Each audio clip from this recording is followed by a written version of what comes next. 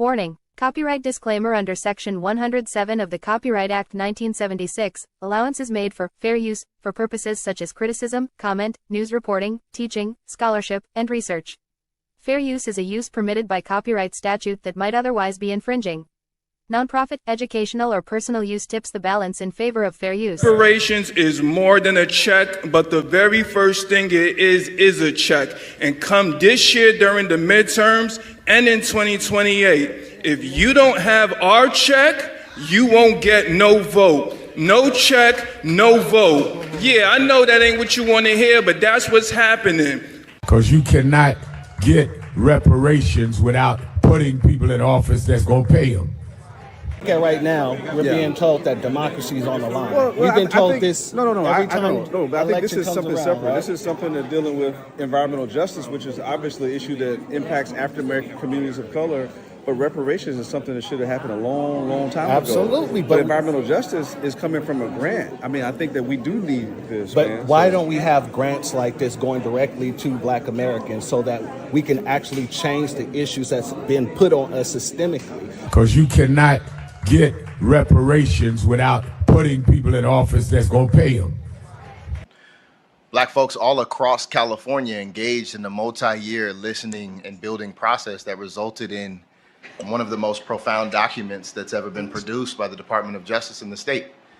And in that came a number of recommendations that have a fierce implementation hurdle, and that implementation can't happen without some sort of overseeing agency that helps facilitate it. And so I want to thank you for bringing this forward. I want to thank you for forcing us to contemplate the creation of this agency as early as last year. I want to thank you for your urgency, not just in this year, but throughout your tenure in the legislature.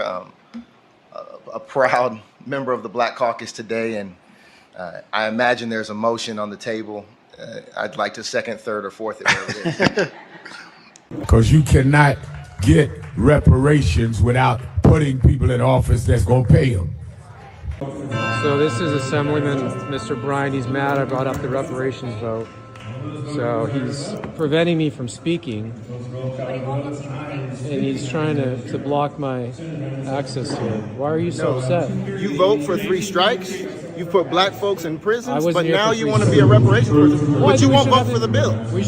I supported the bill all session. session. Then bring the bill. Will you vote for the bill, Mr. Bring the Senator? bill. Will you vote for the bill? Bring it up. Will you vote for reparations? Bring it I up. would love it. Bring it up. Let's vote for reparations Bring together. it up. Bring it up. You in, Bill? Bring it up. I didn't think so. Bring it up. I'll vote for it. Bring it up. I'll vote for it. Because you cannot get reparations without putting people in office that's going to pay them.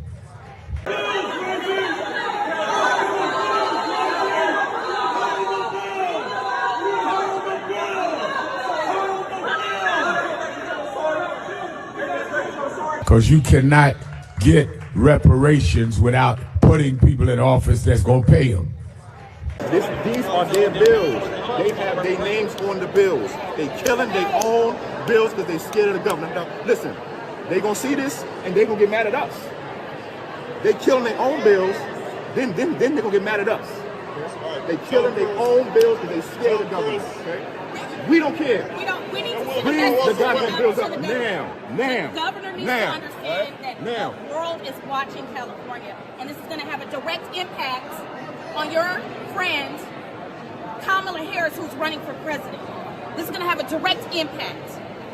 So pull up the bills now, vote on them, and sign them. We have We've the been votes. waiting for over 400 years. Because you cannot get reparations without putting people in office that's going to pay them. We demand cash payment reparations, Kamala.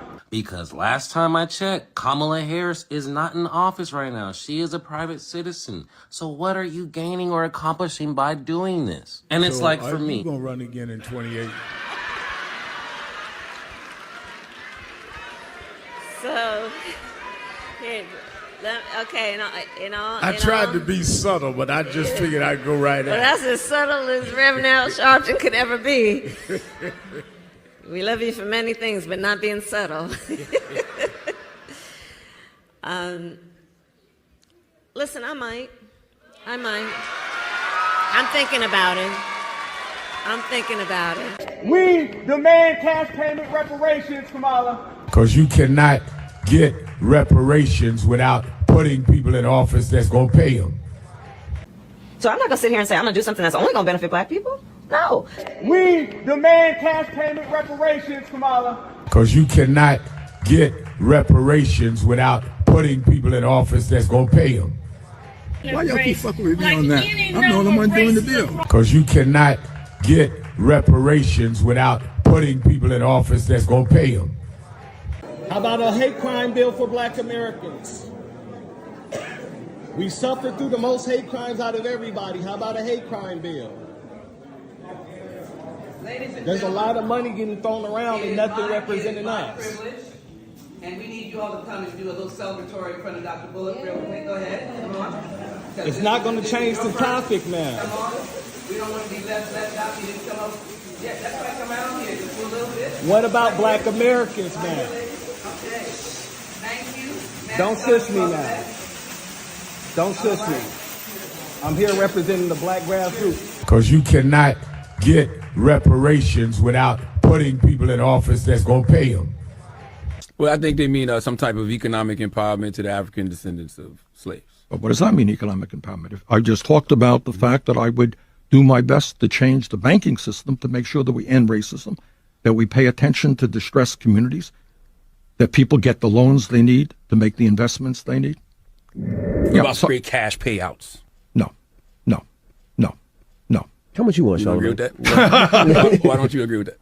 Well, first of all, you mean just a check to every African American? Yes. Well, then there's a check to every Native American who were nearly wiped out when the settlers first came here. Because you cannot get reparations without putting people in office that's going to pay them.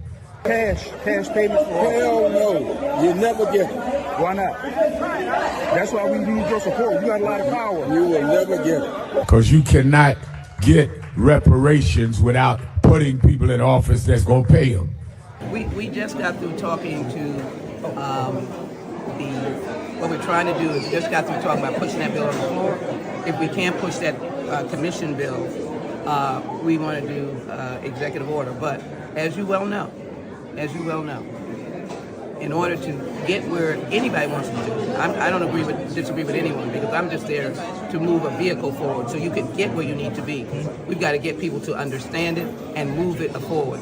Everybody's getting things done without any type of research or anything. They're just getting funding and policy. We're the only people that's not getting funding and policy now. Thank you, sir. Because you cannot get reparations without putting people in office that's going to pay them. Do you think Democrats really believe in reparations for African Americans, or is it just a good talking point for this campaign cycle? I don't want to speak for other people. Mm-hmm. What about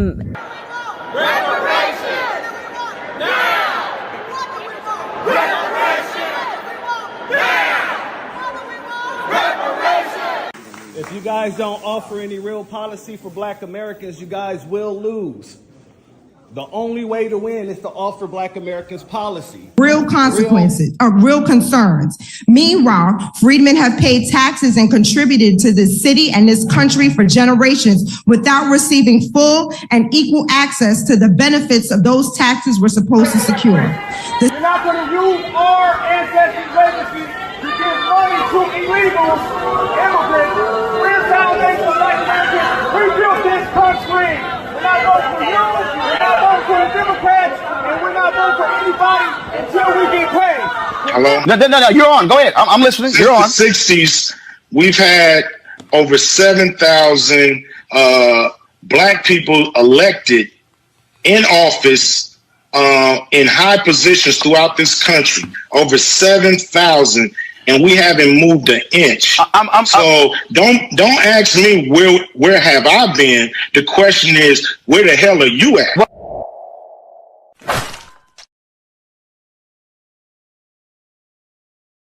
What it do, family and friends? Welcome back to the Church of Black Power.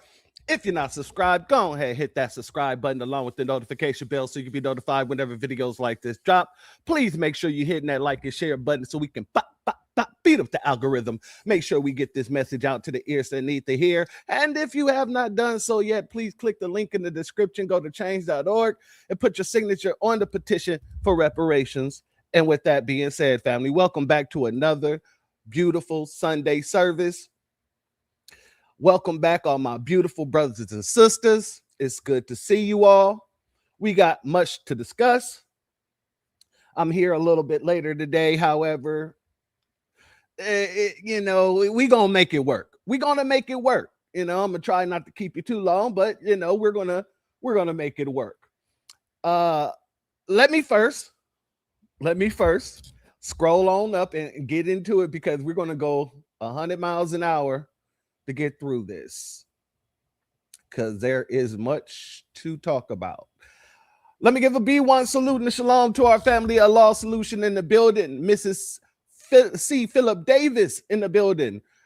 Rael in the building. Our good brother Black RU in the building. Much love to you all. Thank you all for being here. Our sister Hurricane Nisi is in the building. Much love to you, my sister Queen, as well as our sister Queen Angelic in the building. Much love to you. Our good brother AO is in the building, as well as our good brother Drew Laston listening from the background. Shout out to you, my warrior brother, and stay safe on that road.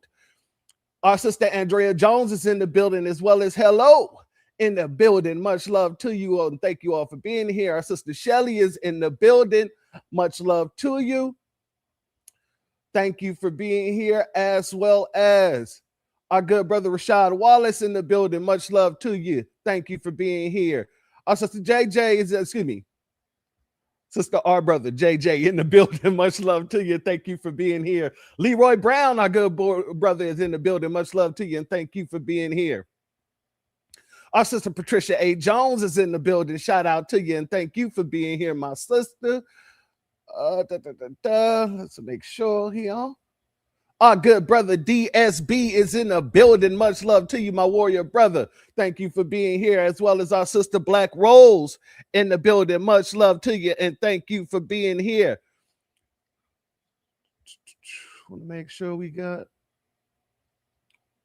our sister Anita Harrell is in the building. Shout out to you, my sister. Thank you for being here, as well as Black Love and our brother John Son in the building. Much love to you. Our sister Bad 72 is in the building. Much love to you, and thank you for being here as well.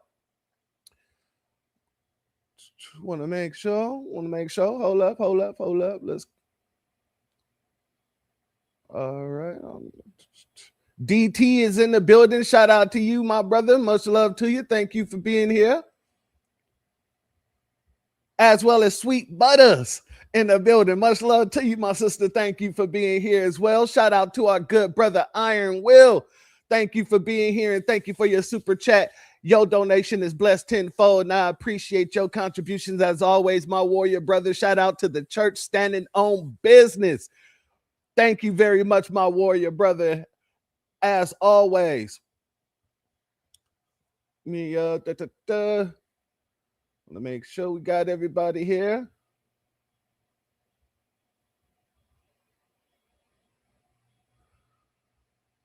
Lanesca, I'm just going to put it on the screen. Shout out to you. Thank you for being here. Much love to you. Lena, I'm sorry. I don't know why I'm tripping right now. Much love to you. Thank you for being here. Shout out to our brother AO. Thank you for your contribution, family. Your donation is blessed tenfold, and I appreciate all you do, family. For the church, Black Power, and the congregation, shout out to you, my warrior brother. Much love, much love. Robert Taylor is in the building. Much love to you, and thank you for being here, as well as Tawanda Wilson in the building. Much love to you, and thank you for being here. As well as Ali in the building. Much love to you, and thank you for being here.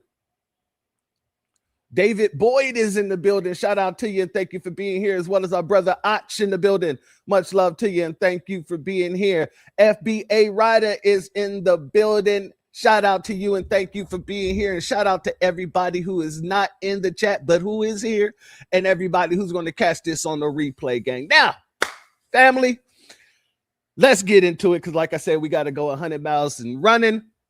First and foremost, we got to talk about the Nabiscos, the Magites. Oh, they're upset. This goddamn Daisy, the bend over, has got them all kinds of in an uproar. They're trying to figure out, because like I said, they have to throw him under the bus now.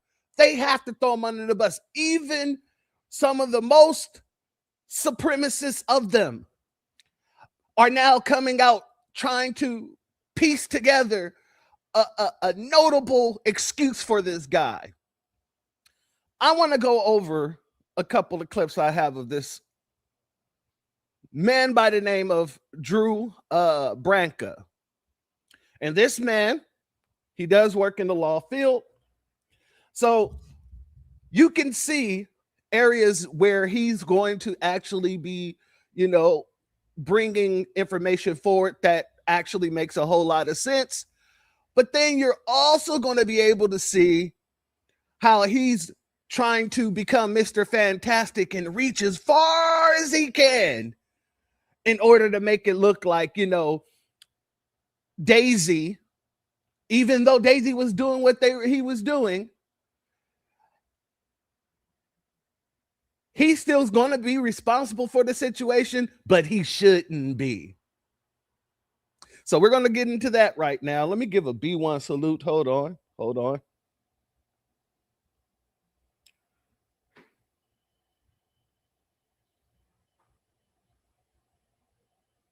Shout out to Shabazz. Much love to you for your Cash App donation. Your donation is blessed tenfold, and I appreciate your contributions as always, family. Keep bringing that fire and brimstone. Absolutely, family. Now let's jump right on into it. Let's get on into it because these Nabiscos are mad. So let's jump. Come chimp over here. Why y'all acting like that? I don't know, man. Act like animals. You're chimping out. Look at these chimping out. And again, the question isn't, does the First Amendment allow you to say these words, or saying these words a crime? The question for the jury is going to be, and it looks like my bleeps may not have worked, but at least 4 or 5 times in this clip, he uses the N-word. Is the jury going to say, hey, listen, you can say the N-word if you want, but family, do you honestly think he put in the bleeps for the N-word? No. You're going to listen. The more you listen to this Nabisco right here, the more you're going to come to the conclusion that most likely he left those bleeps out. But let's continue.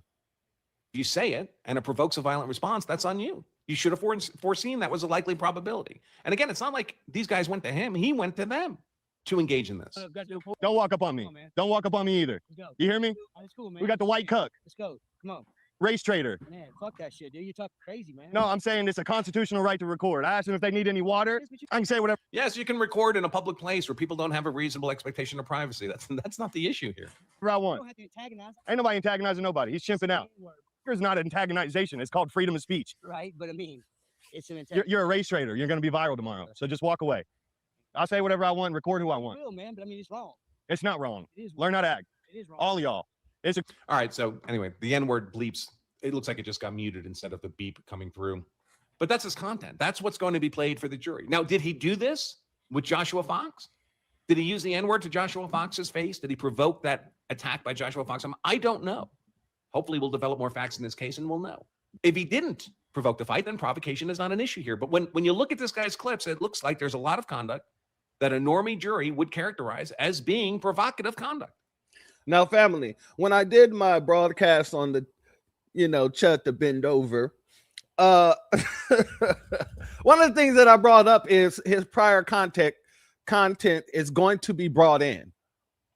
They can make an argument and say that it's prejudicial if they bring in his content, but 9 times out of the 10, they're going to bring this in. They're going to bring all of the racist content that this man has made. They're going to bring in his goddamn his cameraman. They're going to make a point to make sure that the courts and the jury understand that this man had already shown his intent several times over. So at that point in time, the question is going to be, and the question that he's posing, did Chud start this whole ordeal? Well, prior videos and prior content would say, yes, he did. There are several different videos of him doing the same thing over and over and over again. So he got to even admit that this is going to be a situation. The courts are going to allow it. They're going to allow the video. Well, I'm not going to say what the courts are going to do because it's still, W supremacy we're talking about. But the courts should be allowing his content into evidence to show the mind state of this person. But let's continue. This guy properly writes, brother, no one's charging, he says, Pud the Builder, for his words. They're charging him because he provoked a fight, maybe, and then shot a dude, definitely. If I went up to you at your brother's funeral, got in your face and said something horrible like your brother deserved it, and you rightfully punched me in the face, I couldn't shoot you and claim self-defense. I mean, white people generally don't engage in this kind of conduct, right? We don't have this poor emotional control.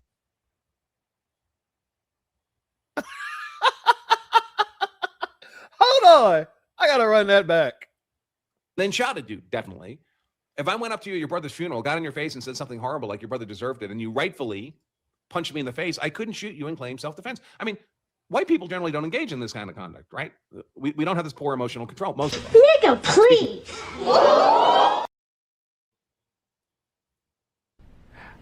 What the f does that mean, Kobe Bryant? Did you take a stupid pill with your breakfast this morning, Admiral?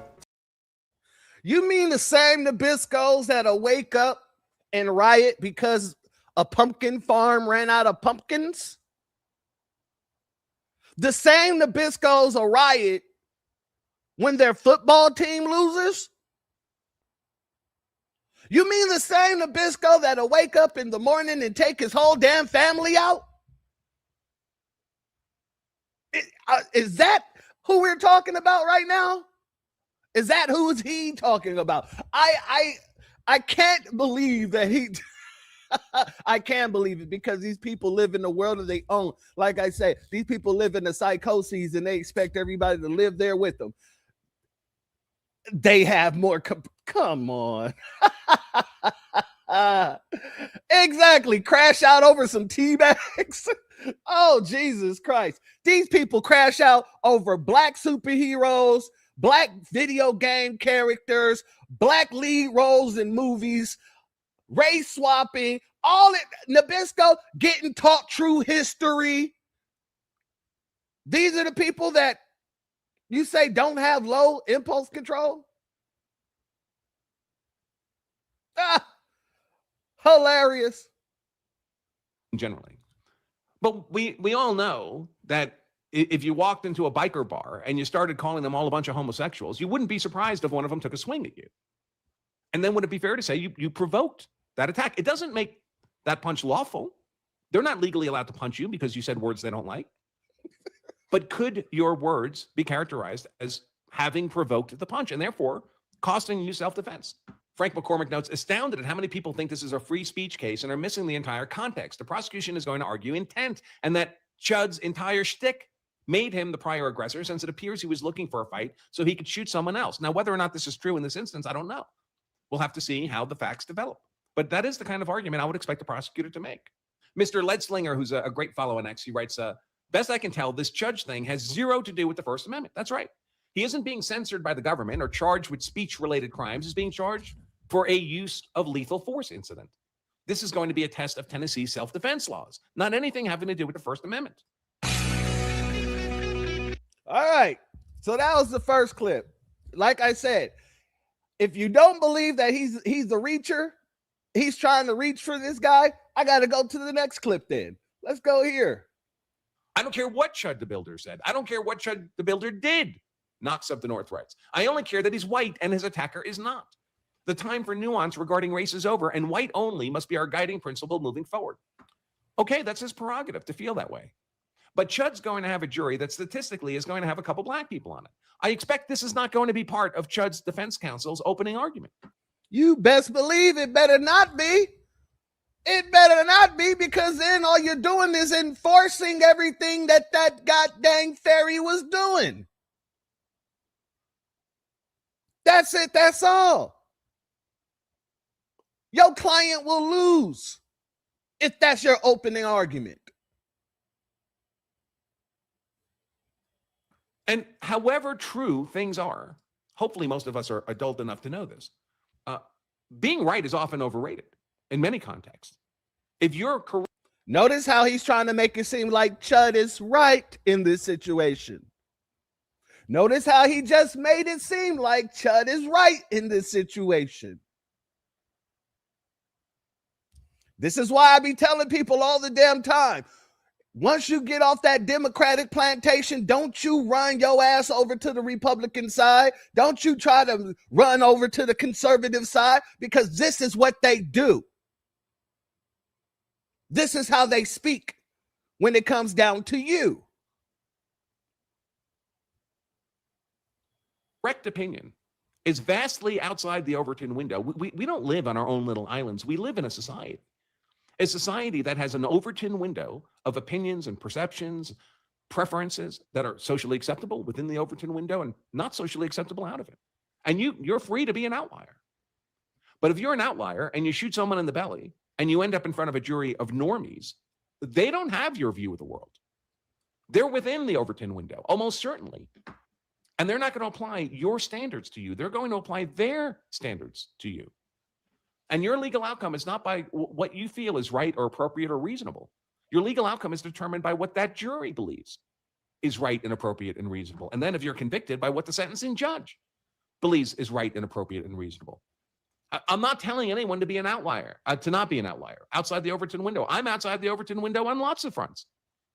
But don't pretend there's not a social cost to that, a cost with real life repercussions if you're held to judgment by people inside the Overton window. Of course, it's the Libertarian Party of New Hampshire. It's legal to say any word, including the N-word. Any human who attacks another over words deserves to be put down. There's a lot of confusion about this, too. A lot of people are saying, well, you know, Joshua Fox was not legally justified to strike Chud the Builder because Chud the Builder used the N-word, and that's 100% true. People misunderstand this concept of fighting words. Like someone says fighting words and then you can punch them. That's not what fighting words means. Joshua Fox had no right to be the unlawful physical aggressor in this confrontation. You thought I was playing, family? When a person is antagonizing you, terrorizing you, calling you the N-word, you have all right to put hands and feet on them. Now, legally, that's a whole nother situation. But if you can prove that these people are going around antagonizing you, yeah, at that point in time, you can actually say, I feared for my life. I felt I needed to protect myself. Because historically, when people use the N-word while antagonizing foundational Black Americans, it led to violence. You forget. We have all kind of documentation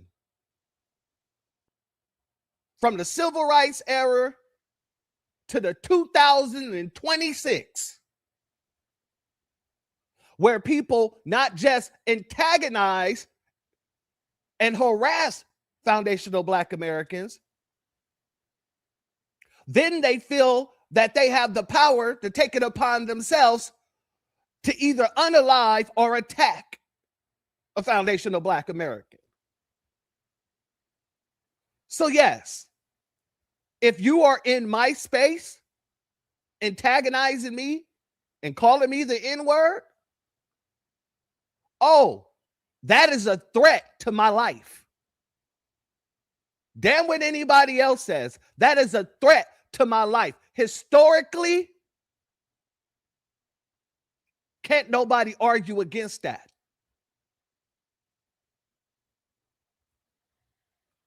Simply because Chud the Builder said the N-word. That's not even on the table. I don't know anyone who's seriously arguing that. So that's not the legal question here. The legal question is not whether Joshua Fox was legally permitted to strike Chud the Builder. That's not the legal question, especially in the context of Chud the Builder charged with attempted murder. The legal question is not whether Joshua Fox was privileged. In fact, for Chud to have any legal defense at all, we all have to just presume Joshua Fox was not privileged to strike him. If Joshua Fox was somehow legally privileged to strike Chud the Builder, then Chud the Builder has no defense. So if we're considering Chud the Builder's legal defense at all, it has to be premised on the notion that Joshua Fox struck unlawfully. So we're all on the same page there. It was unlawful.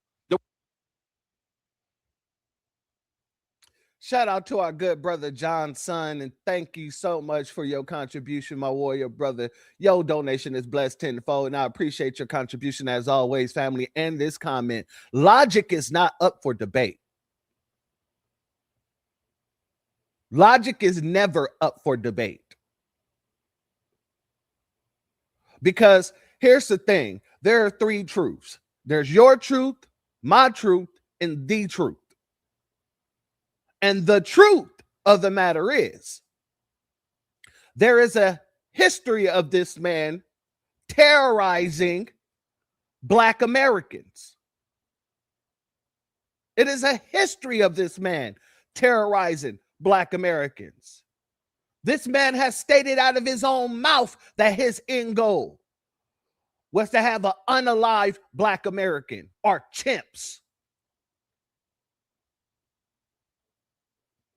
So, like I said, this man is sitting here reaching as far as he can.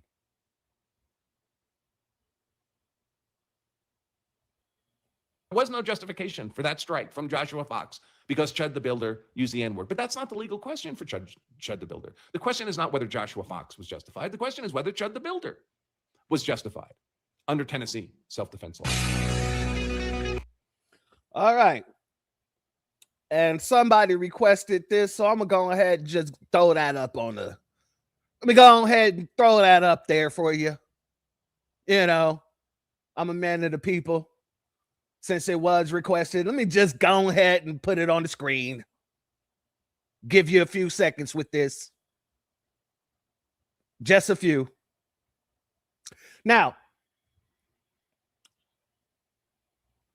Andrew sat down with another anti-Black racist who just so happened to be trying to throw out protective style talking points for Chud. Y'all know him. Y'all despise him.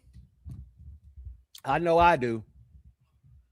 Amrul Fudel had to step into the conversation and listen to the conversation that they're having amongst each other. So he got a $1.25 million bail. I know he has a GoFundMe. I think he has enough to probably post the bail because I think he's got to post 10% or whatever. I doubt it. Well, sorry. No, it's going to be it'll be more than so a normal bail. You're right, it's 10%. But when the exposure for the bail bondsman is this high, they want 10% as their fee. Yeah, and then they want collateral for the rest. Gotcha. So Put up a house. They won't take your. So when I said in the last broadcast, shout out to our sister C. Terry, MPC, Mighty Black, Don Jitter, and Master H. Zoo Tour. Shout out to all of you. Thank you all for being here, family. As well as FBA Compton in the building. God dang it. Hold up. We got a couple more FBAs in the building with that name title. Yeah.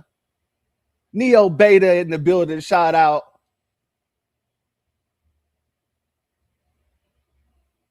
And our sister Tampa Bay. Shout out to all of you. Now, last broadcast, when I was talking about his $1.25 million bond, someone left in the comments that all he would need is 10%. These folks don't understand how bonding works. Yes, even if he needed just 10%, that money that he raised, that's going to be called into question in the courts. The courts have all power to not only figure out where he gets the funds, but then deny those funds can be used for his bail. But let's say that they do allow him to use those funds for bail. He still would need a lot more than that $125,000 because he would then need collateral. And that's what he's about to get into. Because the 10% with a bail bondsman, that is just their fee. That's what they get. And then you will also need collateral. So a lot of the times, like with bail bondsmen in California, I know that they do it this way. A lot of the times when the judge says you need 10% bail, you need 10% for the bail, some bail bondsmen will take 5% and then use the other 5% depending on how much your bail is. So when I said that Chud's going to need a whole lot more money, because there's still $1 million balance after that. He's a flight risk because he's being brought up on murder charges, attempted murder. So that's a flight risk to any bail bondsman.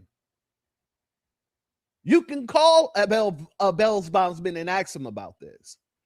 A bail bondsman is going to want some sort of collateral to make sure that once you're out, that $1 million ain't going to be just on them. So that's what he's about to get into.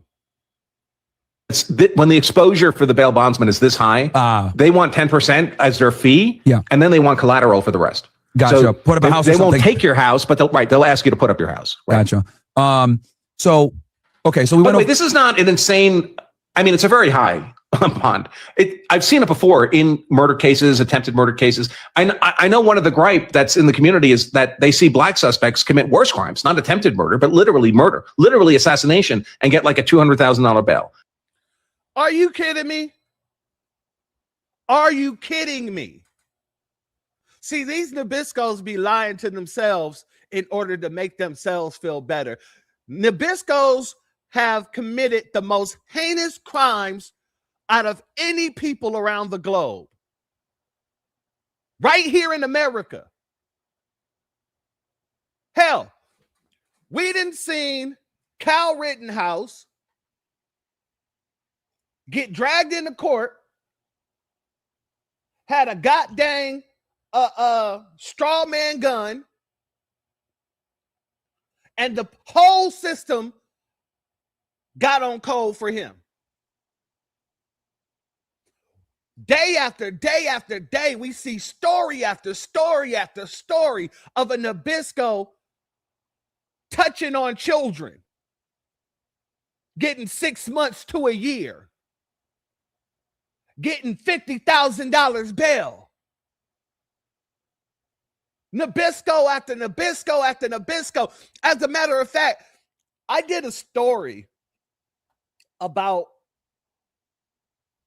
I think it's about 6 Nabisco kids. I can't remember the exact area that this happened.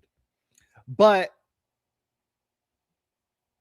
the girls set up one of the boys in the group who she was dating to meet up with another boy that she was dating in the group.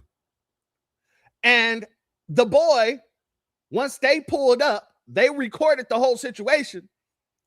Soon as he walked up on the door of the car, one of the Nabisco boys took out the other Nabisco boy.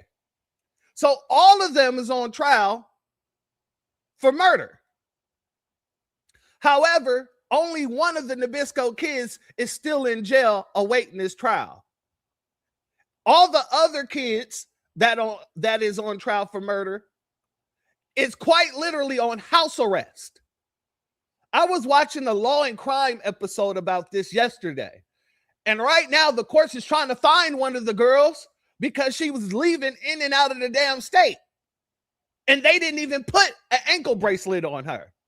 Let's not talk about how the goddamn system turns over. It turns over and bends over backwards when it comes down to protecting the Nabisco. Torian Reigns got a whole series on it. Operation Protect the White Boy. Operation Protect the White Girl. So let's not act like, oh, well, you know, we've seen black people get away with more heinous crimes. No, you haven't. Because all the most heinous crimes in America, and you can look this up, are carried out majorly by Nabiscos. That's the facts.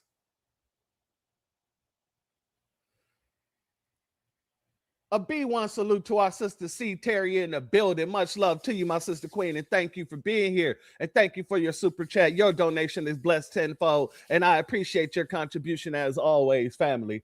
And let me also give a B1 salute to our good brother, Drew Laston. Thank you for your Cash App donation. Your donation is blessed tenfold, and I appreciate your contribution as always, family.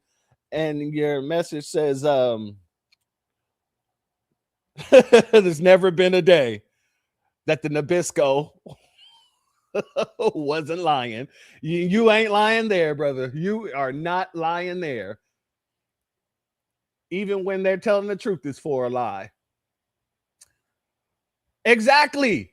Who remembers influenza?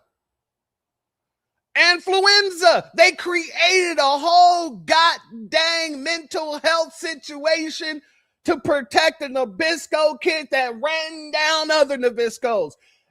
Influenza.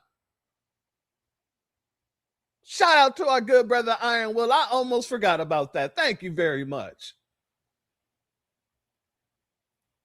And that's another thing too. Shout out to CH in the building. They're alluding to Carmelo Anthony. They're really butthurt about that. Yeah, I saw somebody hosting a space and I thought I took a picture of it, but I looked at my phone and I must have not. But I was listening to a space where they were saying, well, if Chud is guilty, then Carmelo is guilty. There's no other way around it. I'm like, these people are completely moronic. These people have quite literally no sense. They do not have the sense that the Most High gave everybody else. I don't know what happened to the sense. It must have never, ever manifested. But this is what these people are talking about. That's how butthurt they are. Two totally different scenarios. Carmelo Anthony wasn't antagonizing the Nabiscos. The Nabiscos walked up on Carmelo Anthony, antagonizing him. They started a fight with Carmelo Anthony, and Carmelo Anthony protected himself. Chud the Builder or Daisy to Bend Over, that is not the same situation whatsoever. Daisy to Bend Over was going around antagonizing people on camera, terrorizing the black community on camera. He wasn't doing no free speech, nothing, because he wasn't at no damn mosque talking about Muhammad in any type of derogatory ways, because he would have got hands and feet put on him. He wasn't at no synagogue talking about the Ish people in any kind of way, because he would have been canceled. He wasn't in no Nabisco areas treating any Nabisco any kind of way. No. He was only targeting foundational Black Americans. That's it. That's all. So this wasn't about free speech. This was a terroristic act.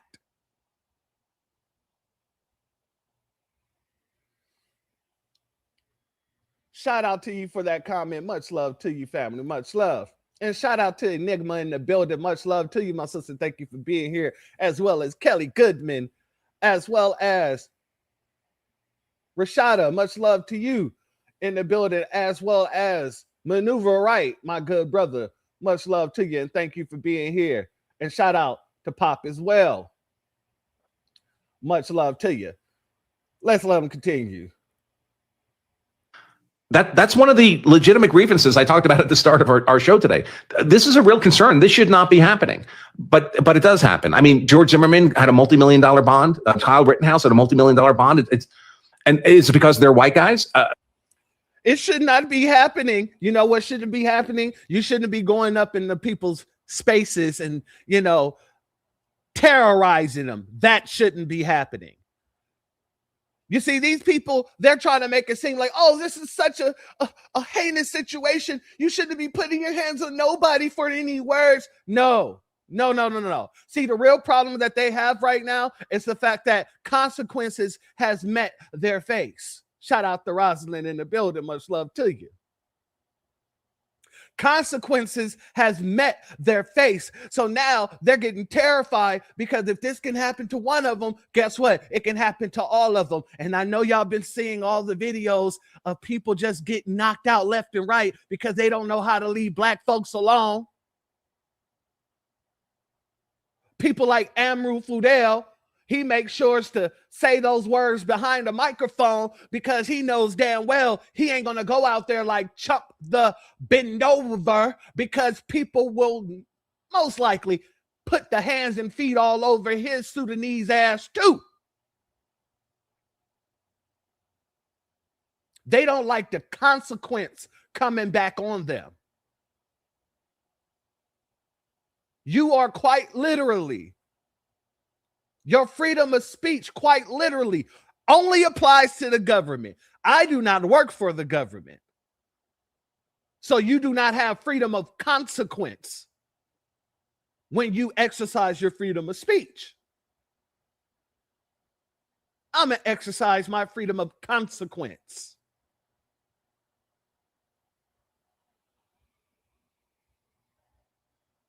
Exactly.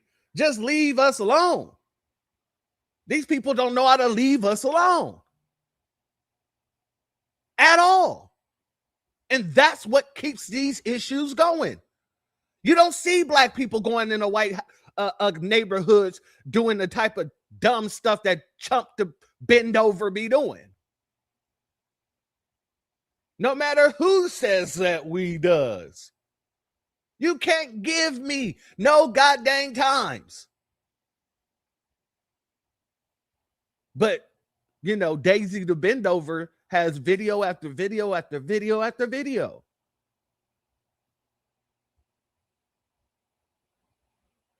Stop playing with our goddamn physical being. We're not just going to wait until you do something. Why the hell would I wait? I was watching a TV show the other day. And you know, when you're falling asleep, you put something on just to help you, you know, doze off a little bit. And it's an attorney show. I don't know the name of it because, like I said, I've never really seen it before. But I just so happened to catch this part where this man comes into a law firm and he takes everybody in there hostage. All because one of the lawyers there basically got him convicted and taken away, got his family taken away from him, right? Or that's how he puts it. And so the lawyer who he has the gun on, the lawyer tells everybody in the law firm, he says, you know what? He's here for me. Everybody else here, find a door, get behind it. So everybody start going, they get behind different offices, getting away from the guy with the gun. Right? And so the head of the goddamn law firm, the head partner of the law firm, he don't know what's going on. He just walks right into his office, and he got two women in his office that work there, of course, you know. And he asks them, he's like, what are you ladies doing in this office? And they're like, you don't know what's going on? And he's looking like it's about to go down for him. He's like, yeah, good. Y'all trying to get some of this old little swagger, ain't you? The ladies explain to him what's going on. This man had a rifle behind a gun behind his desk. This man starts putting together the rifle, right? And he's telling the women, he says, look, when I tell you to go, you open up that door. She's like, are you crazy? He says, listen to me. When I tell you to open that door, you open that door. When you hear go, open that door. So on the other side of the door, the guy who's holding the other lawyer hostage, he's telling the lawyer, he says, yeah, man, I don't want, the police is trying to talk to him and saying, hey, man, we're about to call. We just want your demands. He says, if that phone rings, I'm going to put two hot ones in this man. Now, all these people that are talking are Nabisco, so the way that they were talking was just hilarious to me. But I digress. I will put two hot ones in this man if that phone even rings. And the police is on the other side saying, hey, we're about to call. And he said, if that phone rings, I'm going to let these bullets go off. And he says, we're about to call. And as soon as the phone rings, you hear the guy, the head partner say, pull. And the lady opens the door and he shot the guy. Bow. And the guy goes right down. The police goes in and they're getting the statements from everybody. And they get the statement from the head goddamn attorney, the lead partner or whatnot. And they're asking what happened. And he said, I came in, I saw this happen. I told her to open the door. I popped one and he went right down. The officer turns to him and asks him, he said, well, did you wait to see if he was going to pull the trigger? He said, hell no. Why would I do that? That's where our mindsets are. That's what it is when it comes down to messing with us. We're not going to wait until somebody actually physically harms us. We're going to neutralize the threat before the threat even starts. This is the situation. And that's what they don't like. The fact that we are neutralizing threats left and damn right. And they're all Nabiscos messing with us. Hell, somebody just did a whole goddamn series called Leave Black People Alone. And when you go look it up, it's all these Nabiscos just making it their business to mess with us and us neutralizing the situation. Hell no, why would we wait? So family, that is the big issue that they're having right now. We're not waiting to see what's going on. We're not playing with these people. We're not playing with anybody.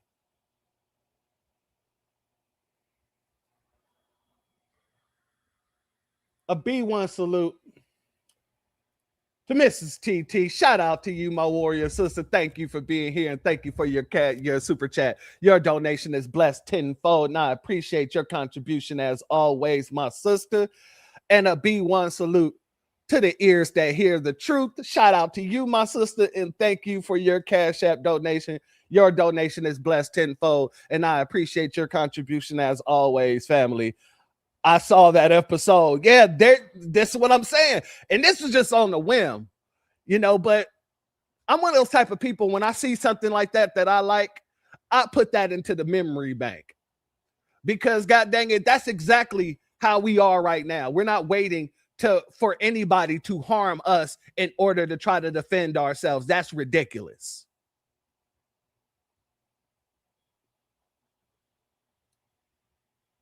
Exactly, my sister. I've learned either delete or be deleted.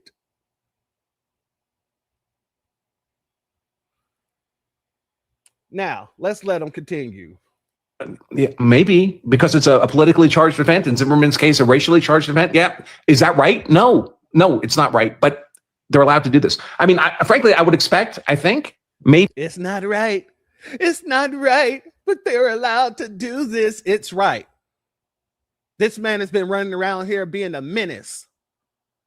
The hell you mean it's not right? I'm telling you, they are butt hurt. Butt hurt.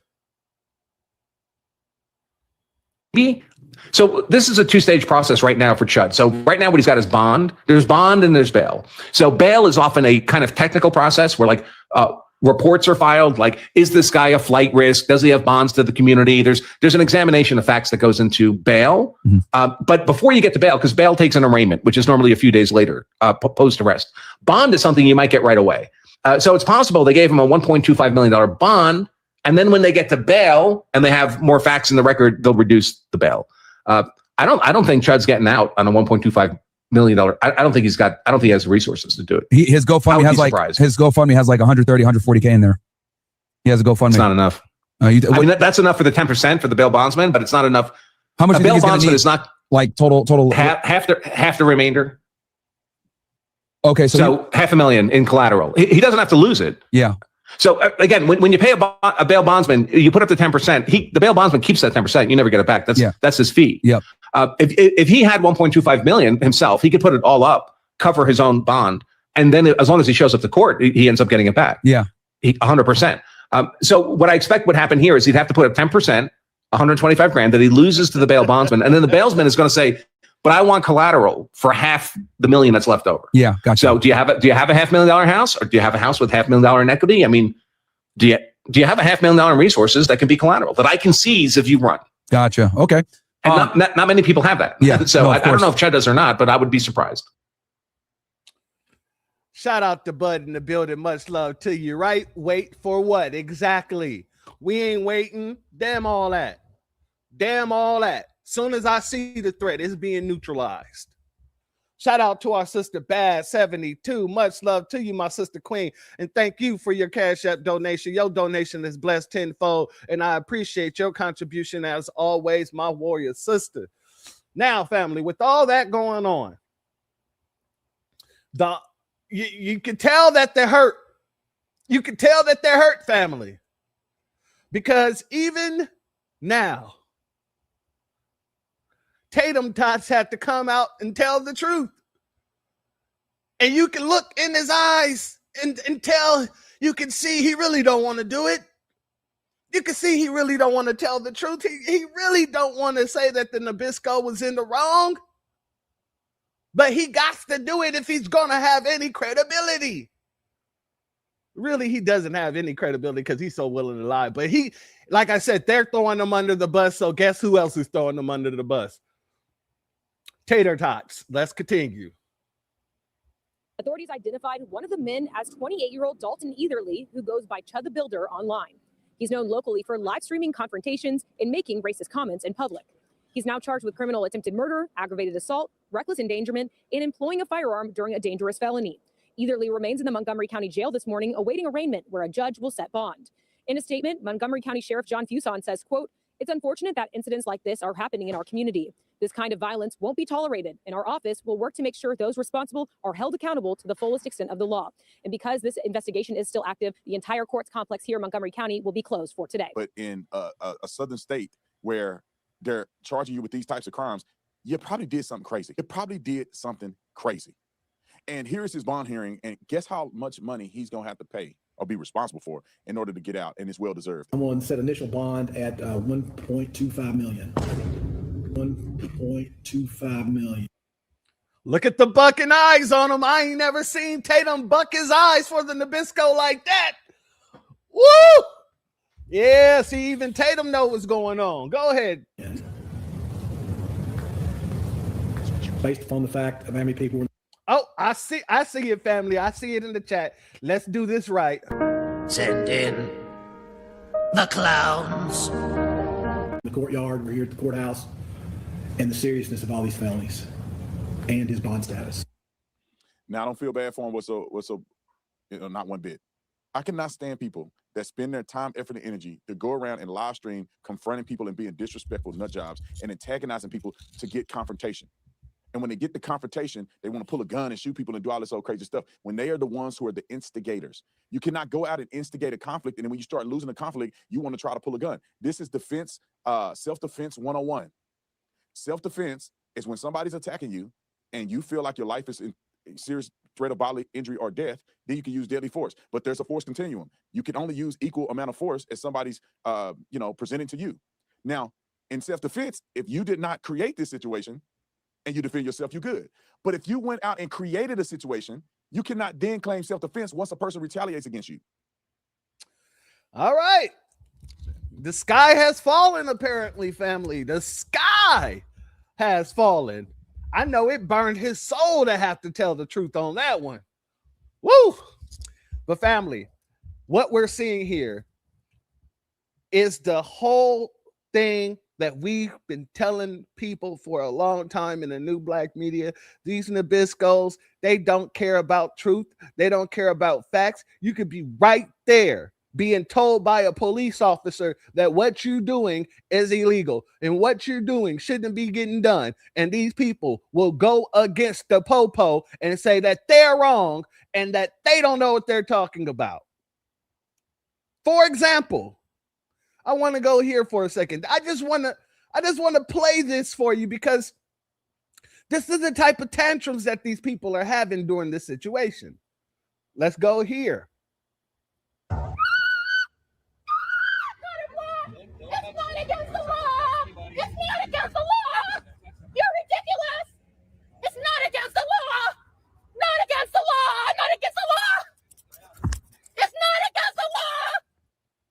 Now, family, what this woman is doing, she is correct. It is not against the law.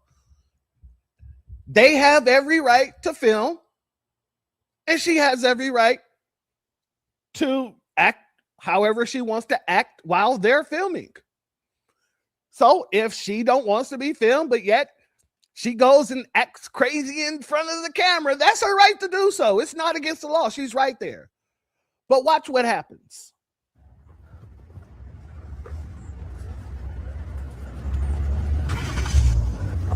Not against the law. Yeah. It's not against the law. Why don't you tell me to leave this? You don't want me to block it? I'm honoring my First Amendment right to protect myself. Ma'am, if you touch me, that's technically assault. If I charge on that. I don't care. You told me right now they're here. They're here to get a reaction. And you're giving it. And that's the First Amendment. Well, then let's go to court. For what? For them making me react. If you want to take them to civil court. You said that that's legal. Now I'm up against you guys too. You guys are on their side. You don't even know. You can't enforce the peace. All right, ma'am. Yeah. This is how their mindset works, family. This is it gets worse. No, don't just blow me off like that. That's gaslighting. I'm not. You're on their side. I'm not. Go ahead and video inside their car again. First Amendment has nothing to do with violating. I asked you over and over to turn that thing off. I want the video. I want the video. I already touched them. You're in their grass. This is Starbucks. You're in their grass. Oh, now it's my fault. I don't want to copy. I want you to get rid of them. I'm citizens arresting them. You see, family, she is telling the police that she is citizen arresting. This is a citizen's arrest. This is how these folks think, family. Even when they're being told that they're in the wrong, they actively move in that direction still.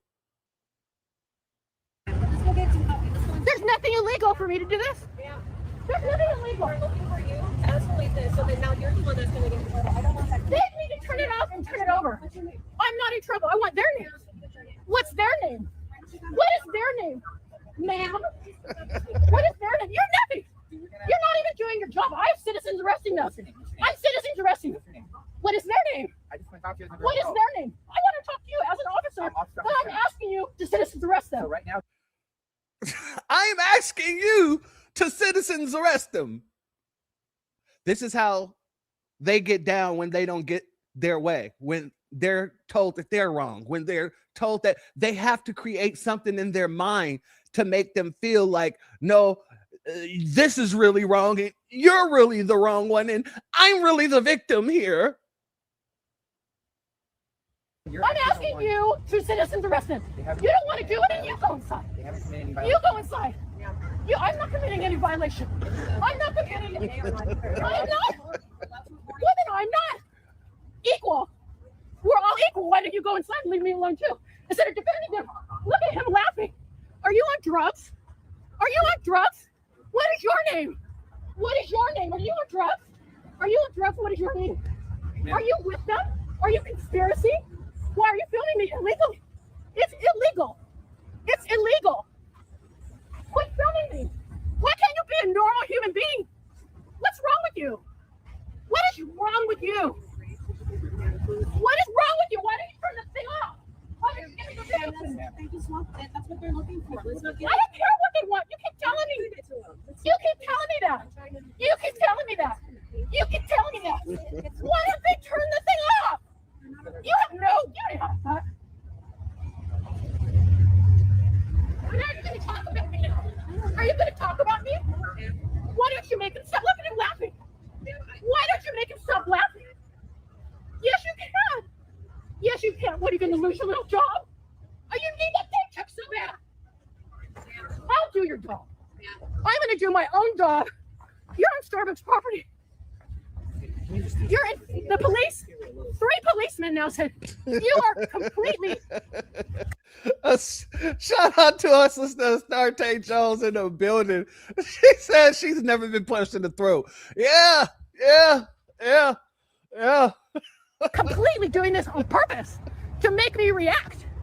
You will never be a gentleman. Here, let's go get some water, please, okay? Ma'am, I don't want to do anything you tell me. Ever.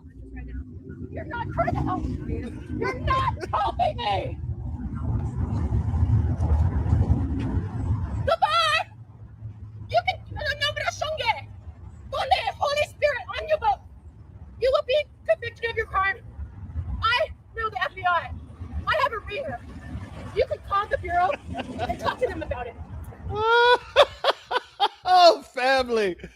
Oh, man. This is how they get when they're told that they're in the wrong. And like I said, family, this is how they're acting now with Daisy the Bendover. Because he's clearly in the wrong. He's clearly the antagonist in all of this. So, yeah. And shout out, y'all's wrong. Y'all like roasting the hell out of her. Who said she looked like a big old wet cotton candy? Oh, man. Maneuver Right said she's getting her steps in today. Oh, Jesus. I tell you, you guys are on fire. You guys are amazing. But family, with all that going on,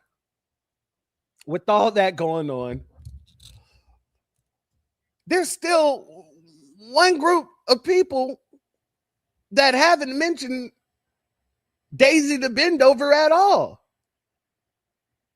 And it's the same people that's running around here talking about we went back to Jim Crow.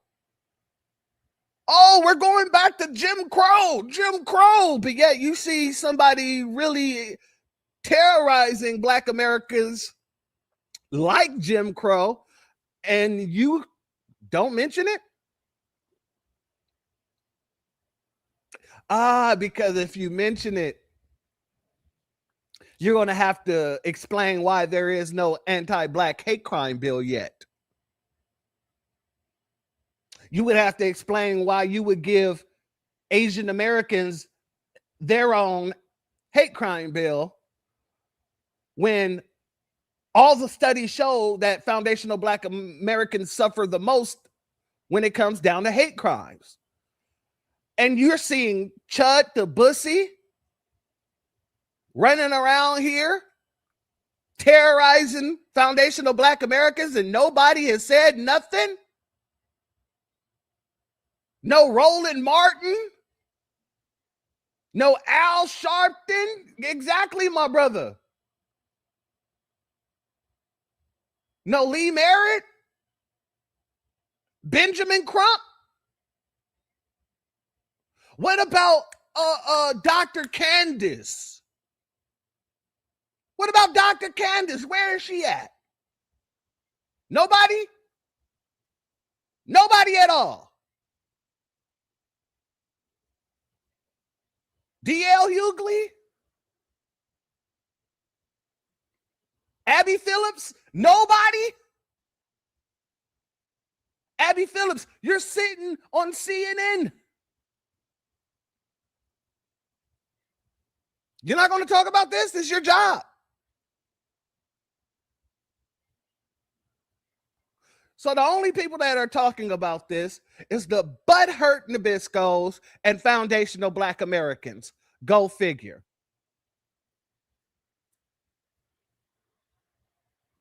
And what are the Democrats talking about at this moment? Shout out to our good brother Kool Keezy in the building. They're talking about the same old, same old. Let's go here, family.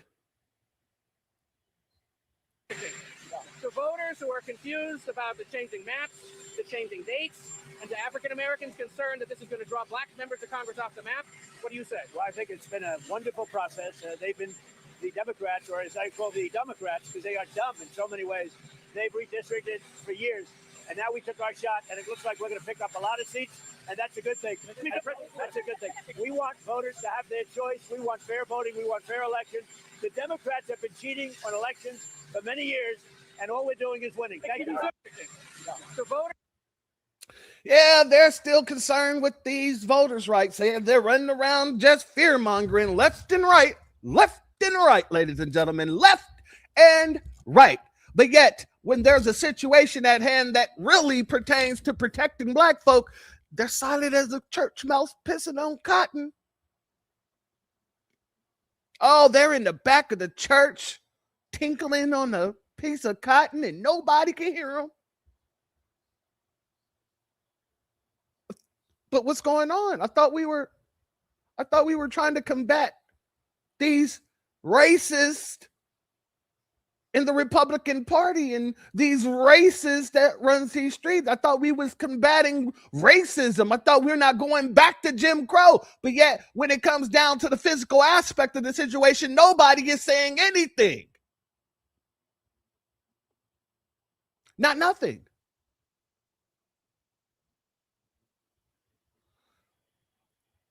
Shout out to us in Tampa Bay. Michael Jackson said they don't really care about us. And he said that's all he want to say. All I want to say is that they don't give a damn about us. And these people keep showing it left and right. They brought a former California governor on the CNN to talk about the gerrymandering. Let's go over here. They brought out good old Arnold. And they asked him about the gerrymandering and what he felt about it. And this is what Arnold had to say. Do you believe that the Republican Party is starting this?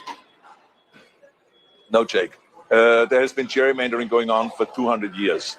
There is such extreme gerrymandering going on that in a state like Massachusetts, it has like 40% of the people voting for Trump. They have 0 representatives. The Republican Party has 0 representatives sent to the House.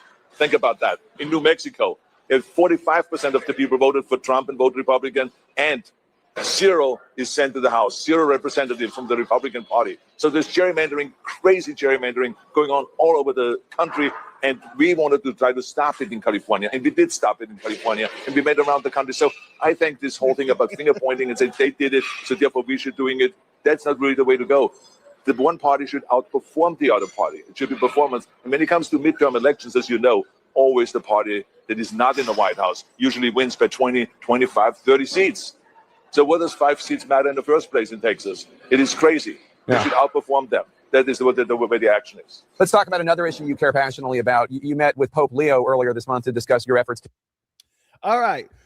So a lot of people ain't liking what Arnold had to say because Arnold said something that foundational Black Americans have been saying.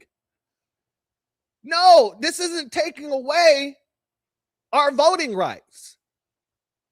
But now the Democrats will have to outwork the Republicans to get the vote. They will actually have to do something to get the vote. They will have to outwork the other party in order to get our vote. You're going to have to bring us tangibles in order to get our vote. And nobody wants to talk about any type of policy. All they want to do is fearmonger, fearmonger, fearmonger. That's predatory behavior. That is predatory behavior. They keep talking about Jim Crow. They keep talking about going back in the chains. But yet, when there's somebody like Daisy the Bendover running around terrorizing foundational Black Americans, everybody's quiet. Everybody's on silent. Like Tampa Bay said, where's the pastors? Where's the deacons? Where are all the people that claim to care so much about foundational Black Americans? You care so much about foundational Black Americans, but you don't care enough to make sure that they're protected from people who are trying to physically harm them? But not just physically, psychologically, by using words and basically trying to bully foundational Black Americans. And they finding out opposite, but this is what they're still doing. So they're trying to psychologically bully you. They're trying to physically bully you, and they are nowhere to be found. Nowhere. But yet, they want to send out their little scrubs to try to scare us. Family, that is predatory behavior. If a child is getting beat every damn day and CPS, Child Protective Services, come and takes the child out of the home in order to help protect the child, and they put them with a foster parent, and a foster parent tell that child, hey, if you don't clean your room, we're going to send you back to your parent that was beating you. That is predatory. Why would you want to bring up more trauma, remind them of the trauma that they already went through, just so that they can listen to you? It's for that reason, just so they can listen to you. And this is the exact same thing that the Democratic Party is doing right now, trying to bring up trauma after trauma after trauma, just so that they don't have to give you anything for your vote. So you can just run to the polls because you're way too scared. Let's get into what Gavin Newsom had to say. This is Jim Crow 2.0. It's sick. Stone cold racism in a scale I never thought I'd see in my lifetime. Never have seen in my lifetime. It's all happening. Bring us back to a pre-1960s world. It's jaw-dropping what's happening. It was jaw-dropping what Governor Landry did. He suspended a primary election where tens of thousands of people had already voted. Why? To redistrict 2 districts to eliminate black representation. I can't believe that we're experiencing this. California has gerrymandered black voters.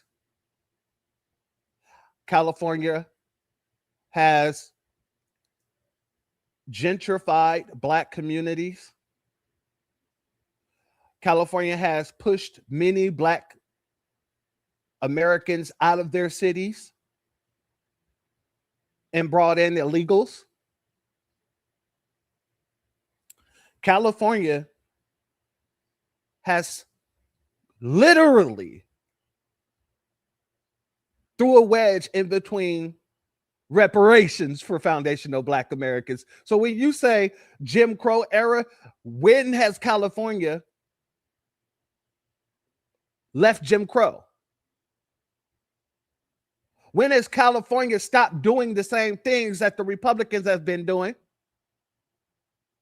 and the other Democrats of any other state for decades? Because we can't see a difference.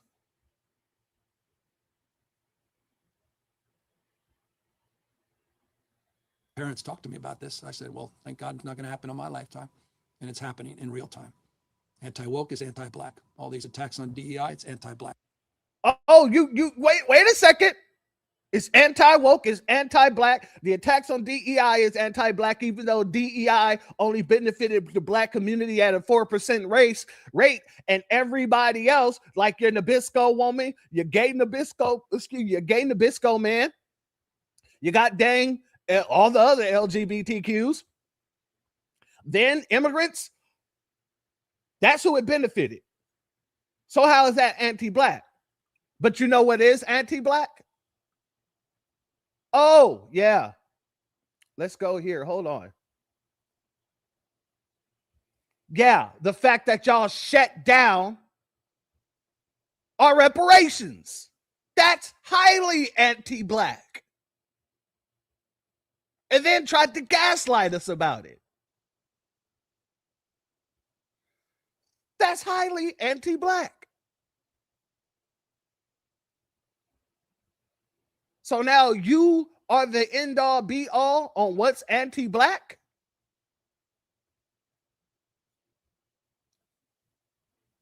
This is a Democrat state.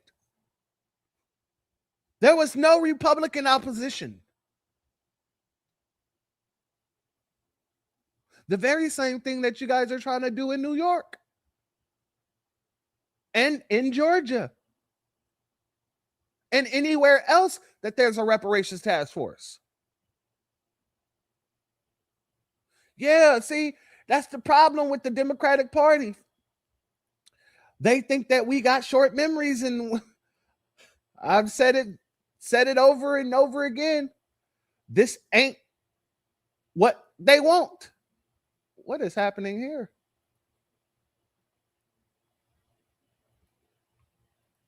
Give me 1 second, family. 1 second.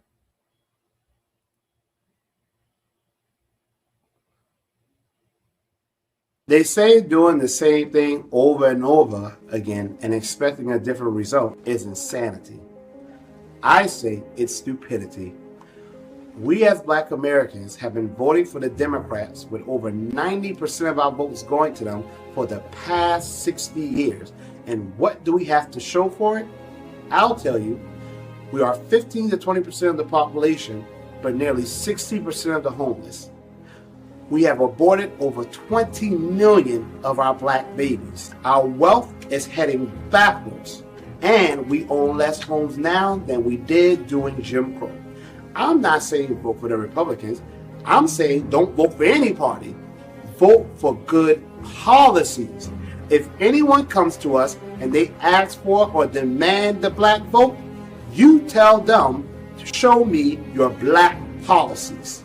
I am Greg Marcel Dixon, and I approve this message. Shout out to our good brother Greg Marcel Dixon, a real rider in the political realm. But yeah, family, they anticipate on us having short memories, but we don't. You got to always keep that memory long and keep the receipts to the side, because they will forever try to make it seem like, oh, it was just the mean old Republicans. Oh, all this nonsense. Yeah. No. But the axe forgets, the tree remembers. You can't have a short memory and be Black. You open yourself up for attack. You got to have a long memory because you're singing a long song. Y'all feel me? Mm-hmm. Yeah, you do. So let's let him continue. Level of racism is sick. Rewriting history, censoring historical fact. Number of African Americans have been eliminated from key positions and posts. The Pentagon and elsewhere, it's sick. It's happening. A number of foundational Black Americans have been eliminated from California in itself. While y'all are taking taxpayer dollars and taking care of illegals, giving them free housing, giving them driver's licenses, giving them free food stamps and things like that. Right now in California, you guys are fighting to give illegals to vote in local elections, which eliminates a citizen's vote. What are you talking about? What are we talking about here? You're talking about Black voters being eliminated in the South. What about the Black voters that's being eliminated right there in your state?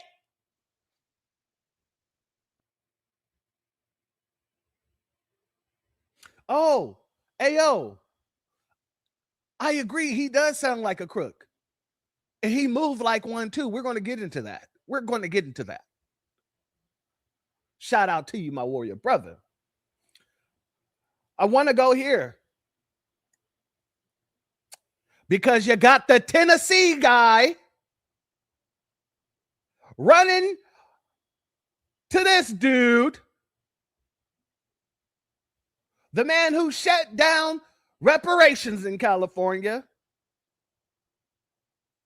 the man who's sitting over voter dilution in his goddamn state. He runs to him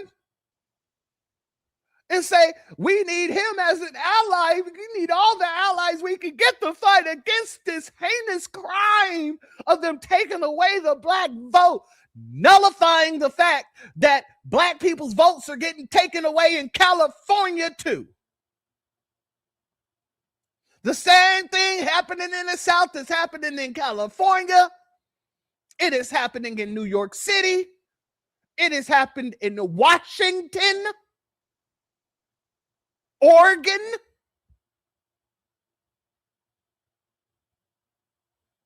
So what's the difference?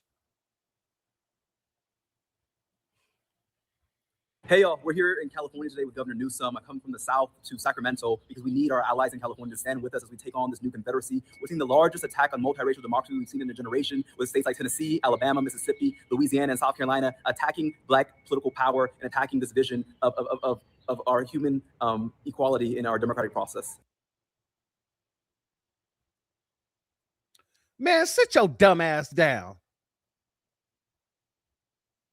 Sit your dumb ass down. That is a dumb ass comment.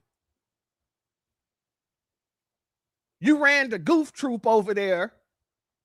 Somebody who has clearly shut down every program that the reparations task force, every bill, excuse me, not program, but every bill that the reparations task force had for specifically foundational Black Americans. What are you talking about? When you're talking about targeting, California has been targeting foundational Black Americans for a long time. Ask your girl Kamala Harris.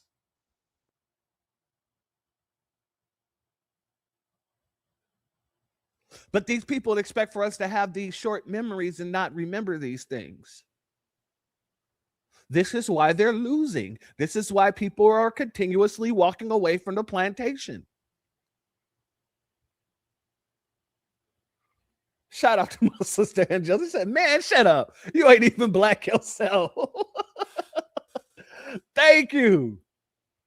We've been talking about it. They want to bring us back to a pre-1960s world. We saw the assault on women and girls. We saw the assault on the LGBTQ community.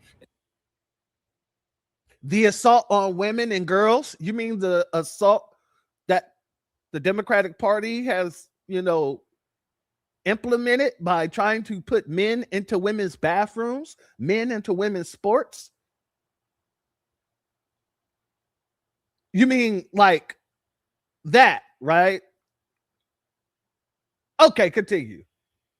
And now we're seeing it on civil rights and voting rights. You saw what happened in the Supreme Court in Virginia. You saw the governor of Louisiana calling for an emergency, or at least called and declared an emergency so he can delay the primary election to do what?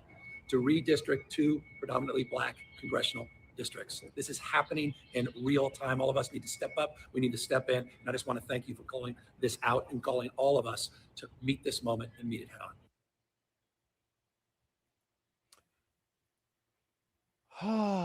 Where did it go? Where did it go? Nigga, please.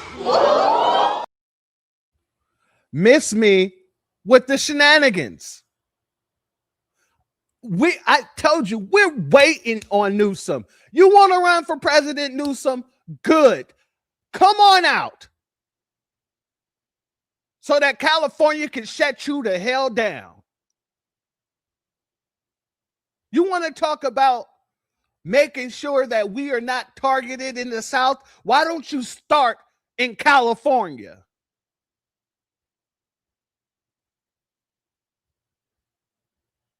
Now, when I say that Newsom, gruesome Newsom moves as a crook too, this is what I'm talking about. It has come out that you guys heard about the hospice situation going on, the hospice scam going on in California. And a lot of people is like, well, these are just Republicans trying to find things to put cases on people for. Well, Gavin Newsom it has come out,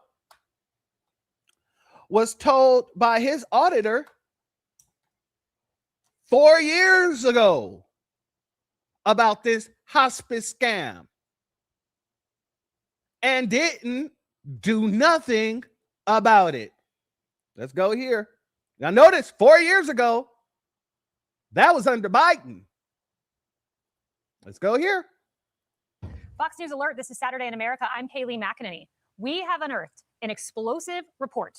The 2022 document that I am holding is an 87-page report from the then acting state auditor in California, addressed directly to the governor of California, warning in no uncertain terms that the state's weak oversight of hospice agencies has created opportunities for large-scale abuse and fraud. That last part's a direct quote.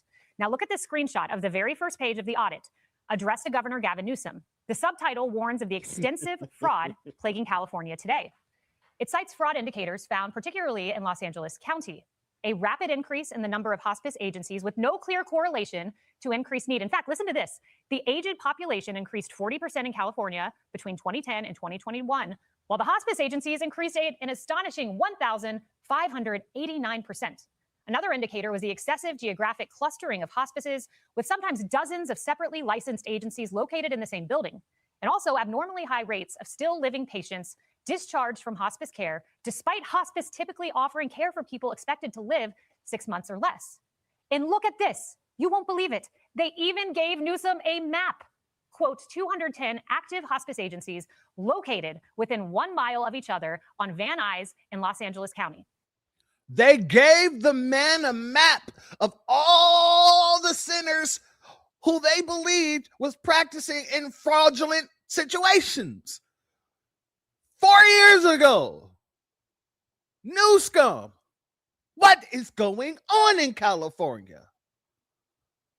Oh, see, you're so concentrating on giving these illegals the right to vote. You wasn't worried about all this fraud going on? Oh, you never thought that it would come to light.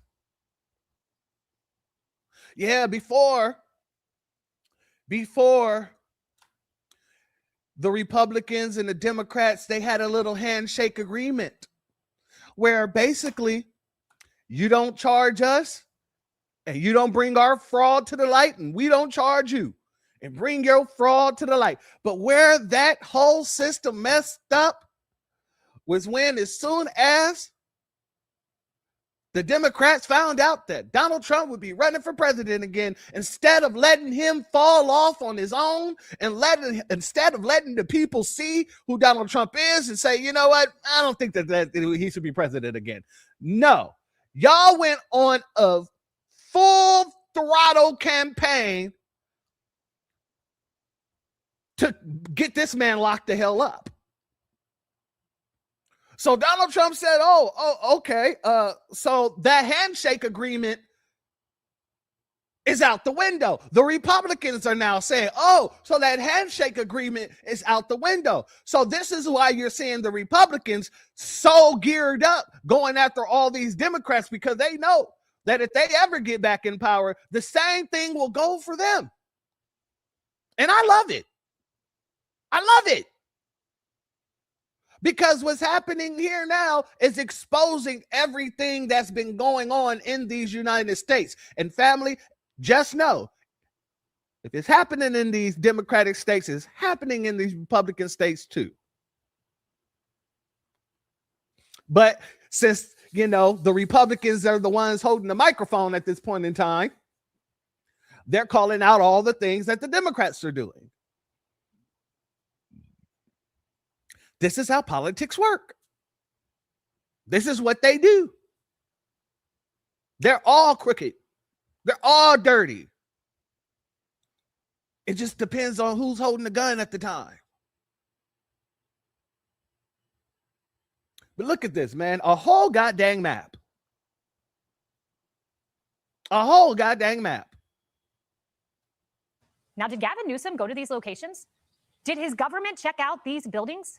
This document reads like points from a Nick Shirley video. But no, These were the fraud warnings listed by the acting state auditor 4 years ago, leading him to conclude, quote, that a network or networks of individual perpetrators in Los Angeles County are engaging in a large and organized effort to defraud the Medicare and Medi-Cal hospice programs. It appears that California's state auditor discovered 4 years ago what RFK Jr. outlined on Capitol Hill this week. The hospices in Los Angeles, we've shut down 500 of them. We have not gotten one call from a congressperson or one call from a patient. Why? Because those hospices did not exist. Right. They were signing up patients. They were getting patient IDs, signing them up and charging us $6,000 a month for that patient. How did we detect them all? Because the patients never died. But it gets worse. The auditor notes that the California Department of Public Health had failed to issue regulations for its hospice licensing process, despite having had the authority to do so since 1991.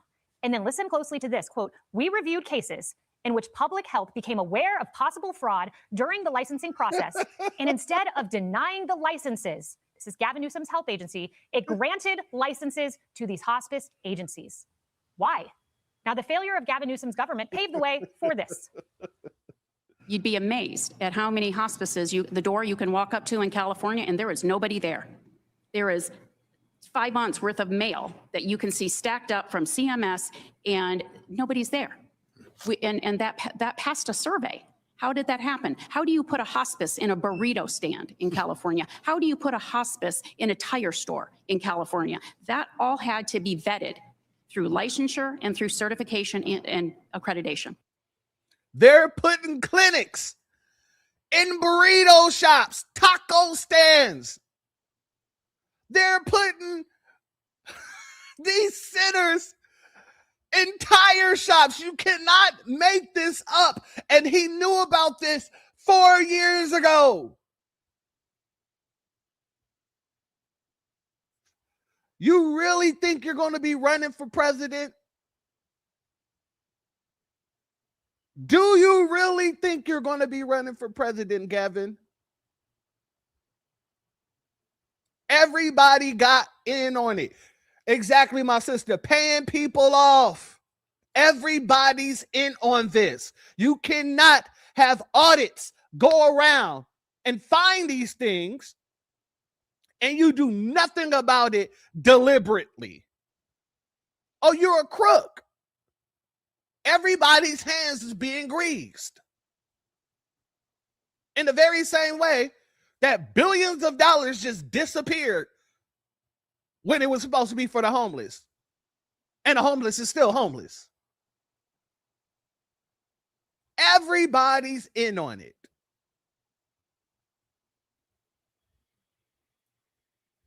But Gavin Newsom told us he was on the case. Do you remember this? Newsom told us that he was, quote, leading the charge against large-scale identity theft and hospice fraud. Well, apparently not. His auditor wrote this. Since 2015, the California Department of Public Health has never suspended a hospice license and has revoked a hospice license only once. That's what he. Since 2015. This is while Obama was still in office. And no kind of license has been revoked. Well, no kind of license has ever been suspended. And only once has a license been revoked. Now tell me that everybody's palms ain't being greased here. That's what this is. It's a kickback scheme. That's what it is. Shout out to M. Hampton in the building, as well as our good brother Damon Reeves, my warrior brother. Shout out to you and thank you for being here. Wrote in 2021. Now, the auditor went on to recommend that Newsom convene a task force to investigate and prosecute fraud, require departments to establish working groups for risk assessment, among other recommendations. Now, Gavin Newsom did sign legislation in 2021, which put a moratorium on new hospice licenses. That plan is still in place. It's set to expire. Clearly, however, his efforts were insufficient. That was evidenced by Dr. Oz's recent raids on hospice facilities in the state. Shout out to M. Flower Noy.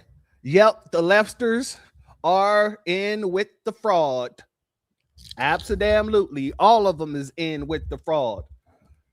I'm thinking even including the goddamn Republicans in goddamn California.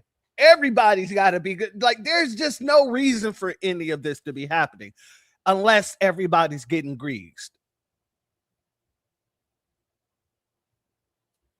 Now, that was Gavin Newsom. The Democratic Party has been on the same type of play. The same type of play. Family, I want y'all to guess. Just guess who's all of a sudden blackity, blackity, black now. I want y'all to guess. Just take a guess. It's an organization. I'll give you that hint. Guess which organization all of a sudden is blackity, black.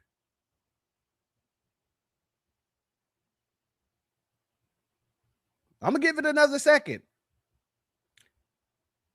It is an organization. The CBC, that sounds good. That sounds good. But no, they still on the benign neglect. Ah, there we go. Shout out. Hot Thor, my aunt. The NAACP. Yeah. All of a sudden, the NAACP is blackity, black. I'm black, y'all. I'm black, y'all. And I'm bliggity black, and I'm black, y'all. And I'm bliggity black, because I'm black and I'm back. The same people that had our good brother Black Alpha, our good brother Greg Marcel Dixon, and several of our other family in the new black media, in the black grassroots, removed from an NAACP event. And it was a public event. Yeah, those people, the people who said that they're not an organization for Black Americans, therefore all colored people. Yeah, that organization. The organization that it took an arm and a leg to get out to the fields when I brought, and it wasn't here, but I did my first report on TikTok about it. The Mallory family, Courtney and Tamika Mallory. I was one of the people that made that story go viral out there in Colorado and Freedom Acres Ranch. And quite literally, we was contacting, and the whole black grassroots was behind us. We was contacting the FBI. The FBI wasn't going out there. We was contacting the NAACP. The NAACP wasn't going out there. It took an arm and a leg for the NAACP to get involved out there. And then when they got involved, they took over the story, and the situation is still happening. And the sheriffs is in on it. The law enforcement in that area is in on it. And the NAACP still haven't made any moves to stop it. Granted, they got Courtney out of jail when they illegally arrested Courtney. I'll give them that much. However, it's been over a year or two since I first reported on that. Since we first got things moving, got it on the news, got the FBI to have to say something, got the NAACP to have to get out there because we got it on the news. And it's still going on to this very damn day. What's up to my good brother Gary Williams in the building? Much love to you, and thank you for being here, my warrior brother, as well as our good sister Opal Ivy and our good brother Jesse Paris in the building. Much love to each and every one of you, as well as our good brother Mental OG in the building. Much love to you. Exactly. NAACP, people of color. NAACP, people of color. But now all of a sudden, family, the NAACP is blacker than black. I want to go here.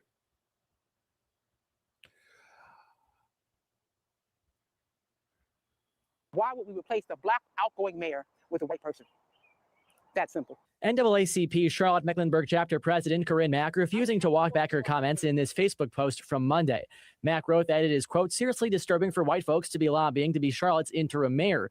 City Council is currently searching for someone to serve out the remainder of Vi Lyles' term, who is set to resign at the end of June.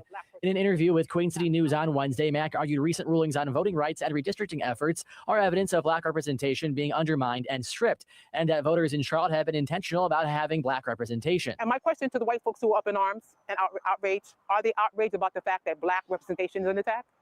Are they? No, NAACP. No. Where is this energy for reparations? Where is this energy for an anti-black hate crime bill? Our good brother Courtney and Tamika, my sister Tamika, they can sure use an anti-black hate crime bill at this moment in time. Where's that energy at? Where's that energy for black policy? God dang it, I don't care about your skin being the same color as mine if you're willing to bring me an anti-black hate crime bill, if you're willing to bring tangibles to my community. I don't give a damn what color your skin is. But I must ask, where is this energy to actually help foundational black Americans? Damn, just trying to get black faces in high places when those black faces ain't doing nothing for the people that put them there. It is a disrespect to continuously bring up trying to get black folks in, black representation, when the black representation that we've had for 30 plus years has done nothing for us, has kept our districts poor. Jim Clyburn, Maxine Waters.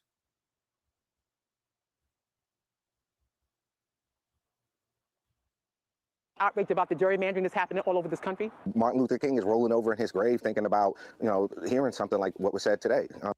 No, Martin Luther King is rolling over in his grave every time one of you bootlicks use his words and then twist them around. Use his words, but don't use his stance. You take some of the things that he said and you leave off the most important parts. Like the fight for reparations. Like how Nabisco's was able to come over here and get all kind of free land and benefits. Like how all these other groups can come over here and get all this free land and benefits. But when it comes down to foundational black Americans, we are shut out. Do not bring up Dr. King if you're not going to talk about us going to Washington to get our check. Do not bring up Dr. King if you're not going to speak about the reason why he was assassinated, because he wanted to make sure that foundational black Americans was no longer economically deprived. You can't have freedom without freedom in your economy, your economics. That's why MLK is rolling around in his grave.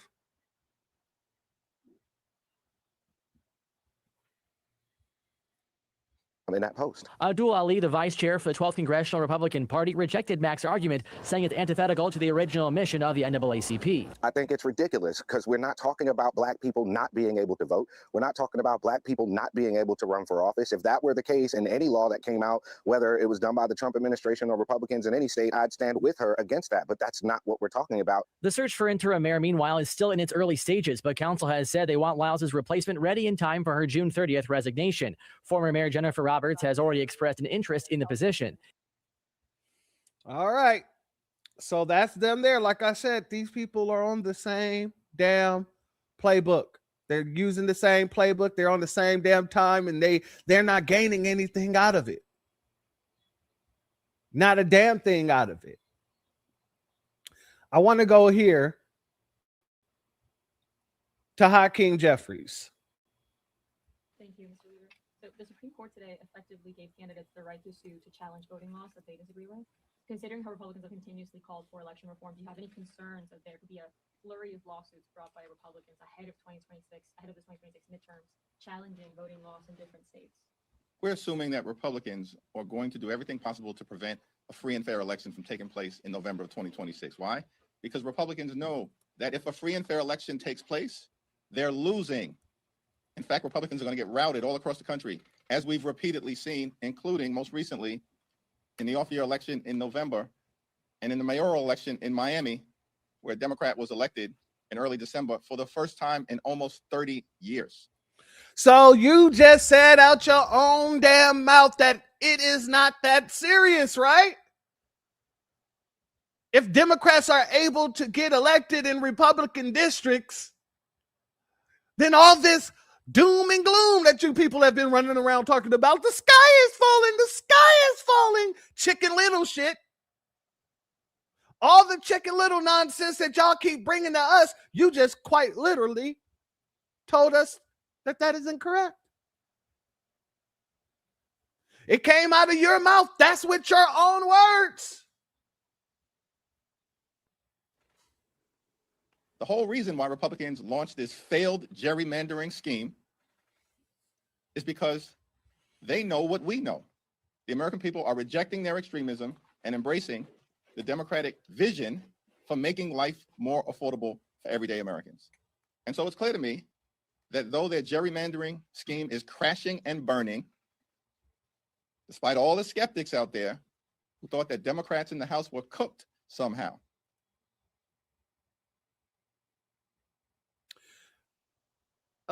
Sir, it was the Democrats running around here crying and screaming all over line like you were cooked.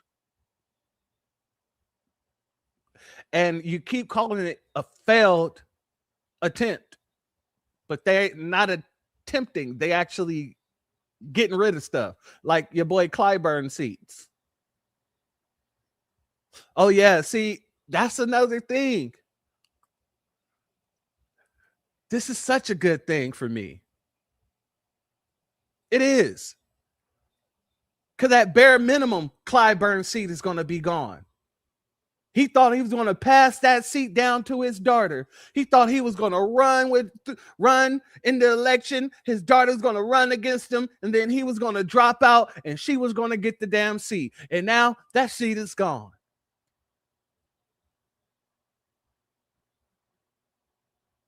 If nothing else,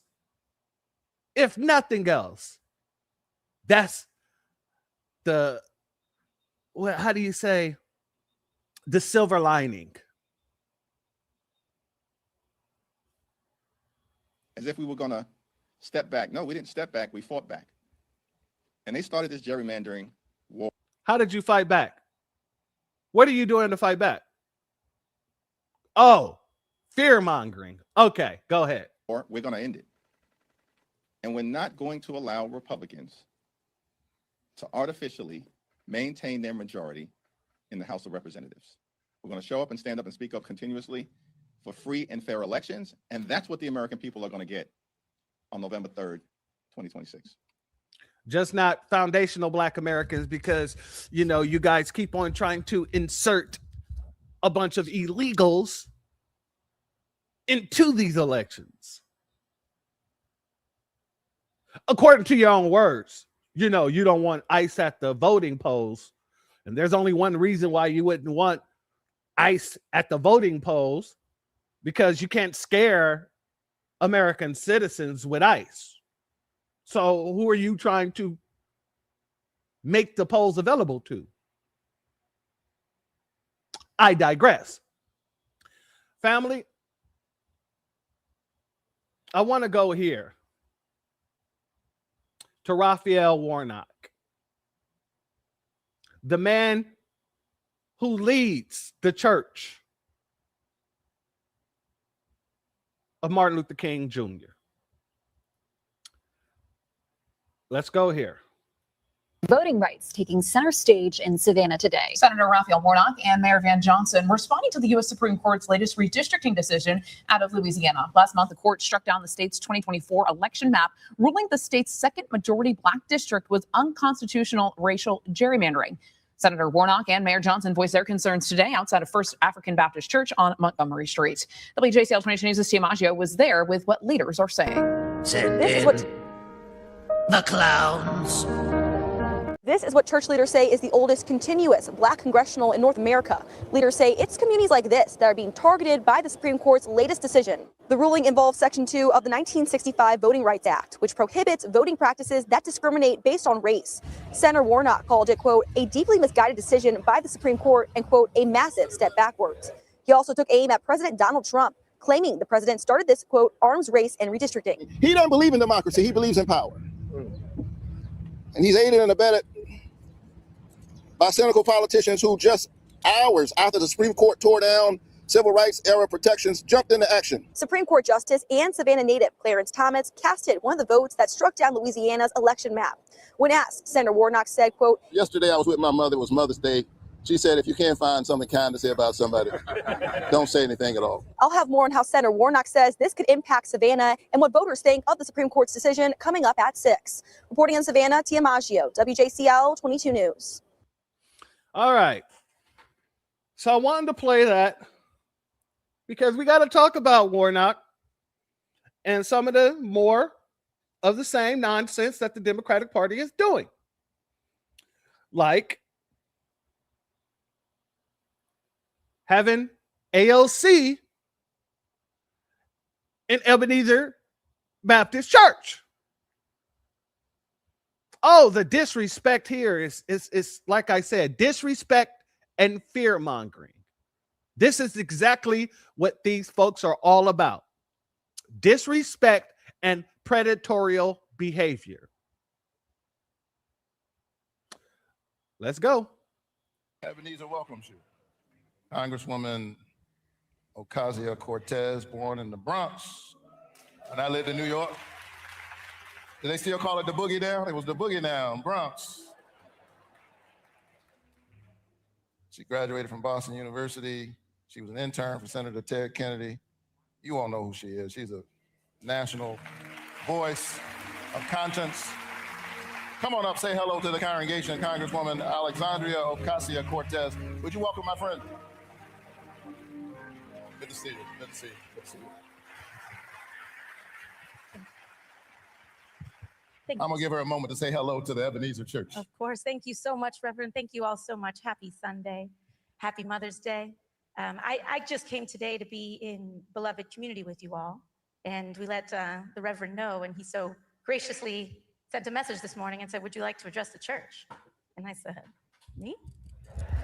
But good morning, everyone. And thank you again, Reverend Warnock, for your leadership, to the pastors, the deacons, the mothers of this church, especially on Mother's Day. Thank you for welcoming me. I don't take lightly where we're standing and sitting here today. And I know how meaningful it is to be invited to be in community together.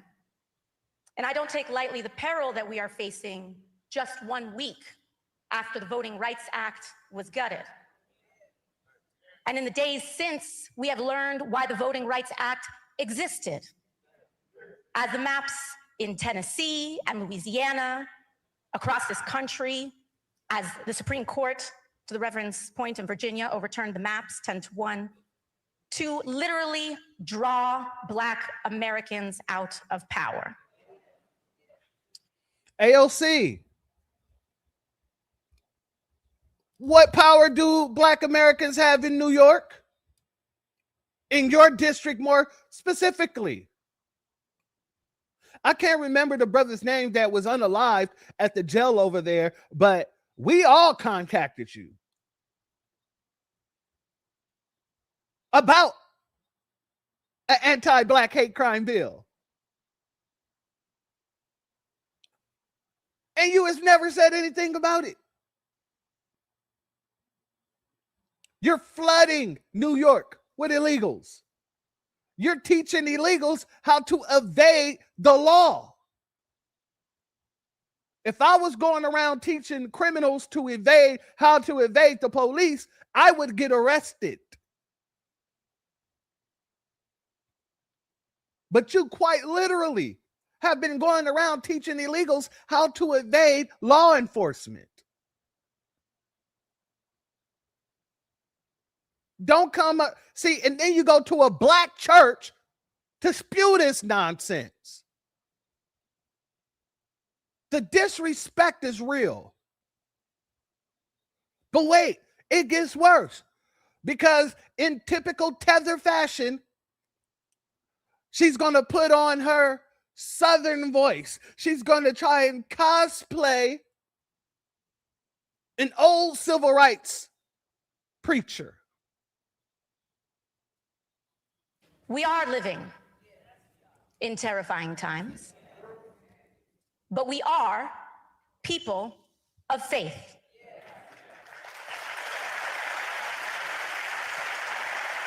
And our faith is the foundation that... Our faith is the foundation? Oh, so you've been listening to Foundational Black Americans, have you? You've been listening to the new black media, I see. Interesting. All right, continue. And our faith is the foundation that gives us the courage to fight in the face of overwhelming odds. Like Deborah, who rose as a judge in a time of cruel kings and said, I will go. Like Daniel, who stood firm in the court of a blasphemous king and declared, there is a God in heaven. Who stood firm of a blasphemous king and said there is a God in heaven. Out of everybody's Southern goddamn accent that they put on, hers and Kamala's, it's worse than Hillary's. Yeah, I'm gonna make that bold statement. Her Southern accent, Kamala's Southern accent, both worse than Hillary's. I ain't no ways, Todd. And her accent is horrible.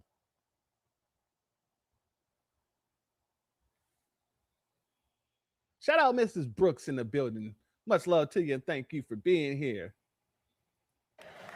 And like Dr. King, baptized in this church on this hallowed ground, who believed in the audacious idea that maybe this country could maybe live up to the promises we made in our founding documents.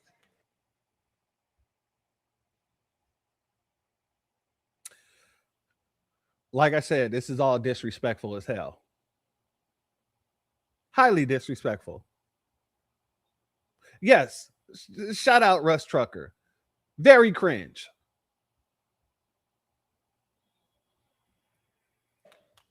I'm here today, brothers and sisters, with a simple message.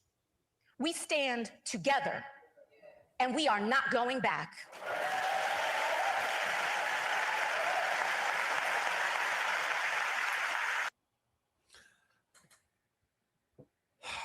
I truly feel for the older generation, it can't be easy seeing people like this, knowing that they don't represent you or us or our interest. I truly understand the continuous push to make it seem like the elders are all with the Democrats, and that's not the case. That's not the case. I looked at my demographics the other day, and it actually says that most of my viewership come from the elders. Over 50% of my viewership. And then next, it was from the 25 to 33, something like that, 35. 25 to 35 or 25 to 45, something like that. And then I have, a small percentage of the under 18-year-olds.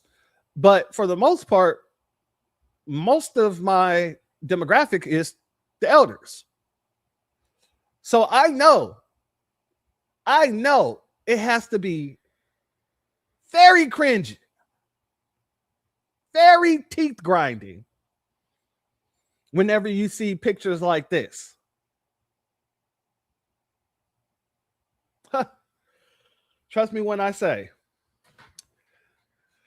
there's the difference between the elders and the old niggas, in the word of Jason Black, my demographic proves it. But let's continue. What happens to Georgia happens to New York. What happens to Tennessee happens to California. What happens to Louisiana happens to all of us, Ebenezer. Because this is America. We are not divided by state. We are united by our humanity and common citizenship. What happens in New York and what happens in California is the same that happens in Tennessee and Texas, but not because of the reason you say. It's because of every location around these United States has chosen to make their priority targeting foundational Black Americans. In Democratic states, in Republican states, we're targeted by both parties nonetheless. Our votes are targeted nonetheless. When you say what happens to us here happens all over the place, you're speaking as a Democrat. I'm speaking as a foundational Black American. Yes, it happens all over the place, but I'm saying it's regardless of party. And we all know that, including you. Continue. Because no man can grant us our humanity. No law can erase it. No king, no system, and no president can strip it away, Ebenezer. Can strip it away, Ebenezer. Yeah, I think you need to go ahead and pull that back and start from zero. You know what Brian McKnight said? You started back at one. You need to start back at zero. Because it is not given by man, it is ordained by God. Thank you, Ebenezer Church, and happy Mother's Day. Praise God. Now, family, do you think the real folks, the real Black Americans, the real foundationals let that roll over? No. That happened really quick. Let's go here. Look at this. No man can grant us our humanity. No law can erase it. No king, no system, and no president can strip it away, Ebenezer. Because it is not given by man, it is ordained by God.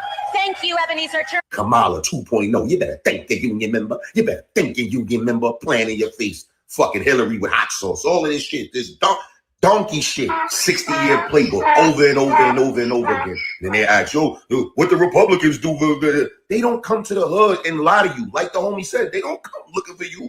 If you vote, you vote, man. It's that. The Black vote didn't get Trump in, man. If you vote, you vote. They not coming to look for you, playing your face, cosplay, and do all of this shit, dress up in dashikis and all of that shit, and thank the union member. And y'all keep going for it. Straight donkeys. Gotham Ghetto Gospel. Shout out to Gotham Ghetto Gospels. You know, no lie told there. As a matter of fact, I'm going to replay it one more time. Look at this. No man can grant us our humanity. No law can erase it. No king, no system, and no president can strip it away, Ebenezer. Because it is not given by man, it is ordained by God.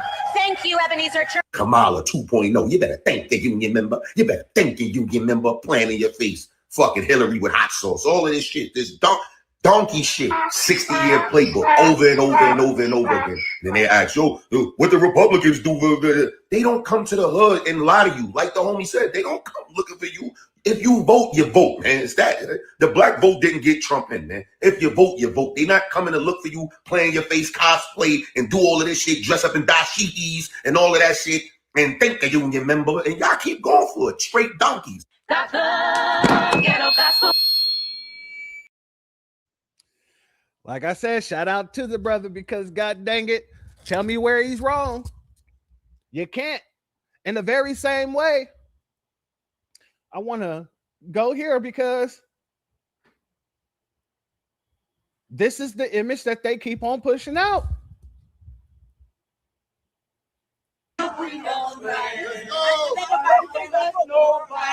Take my vote, take my vote, take my vote. I ain't gonna let nobody take my vote. Massa, is we sick, Massa?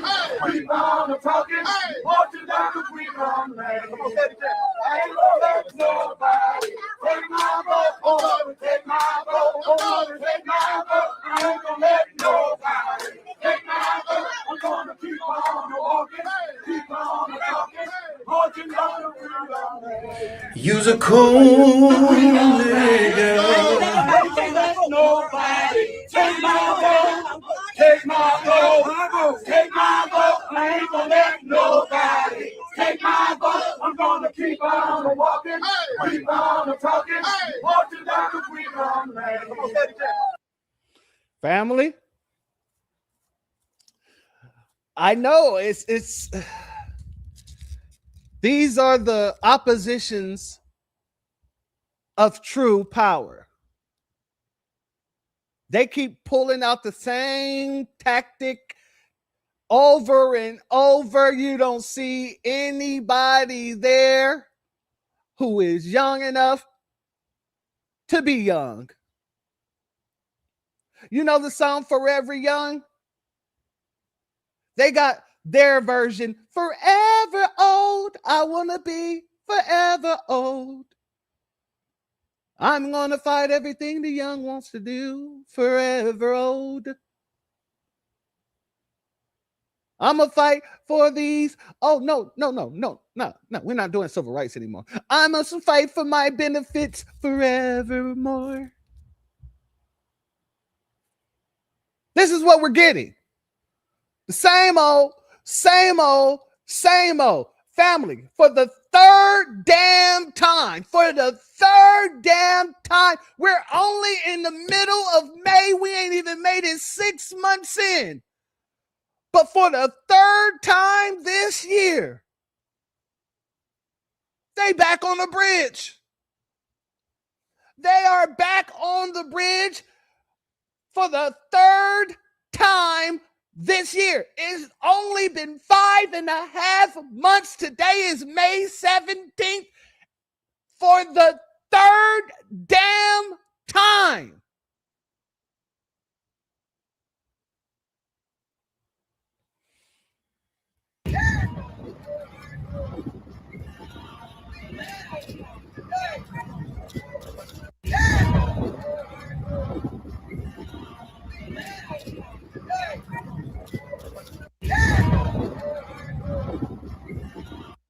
Tell me I ain't got another gameplay without telling me I ain't got another gameplay. Tell me they don't have another play in the playbook without saying they don't have another play in the playbook. This is all they do. This is all they got. They got this. They got fear mongering. That's it. That's all. But they refuse to bring policy. They think that stuff like this, it goes over policy, and we're telling them you can do this stuff like this all you want. This is your third time in a year. The year's not even over. I'm willing to bet you there's going to be a couple more marches on this very same bridge before this year is done. Shout out to our sister Bad. Wheelchairs, walkers, and tennis balls. And it's always the exact same people.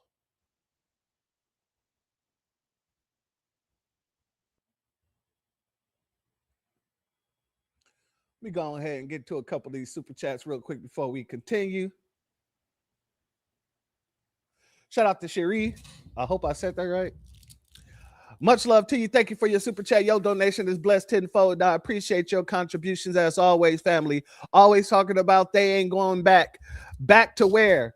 Bet if they ask what's her policy, she won't be able to answer.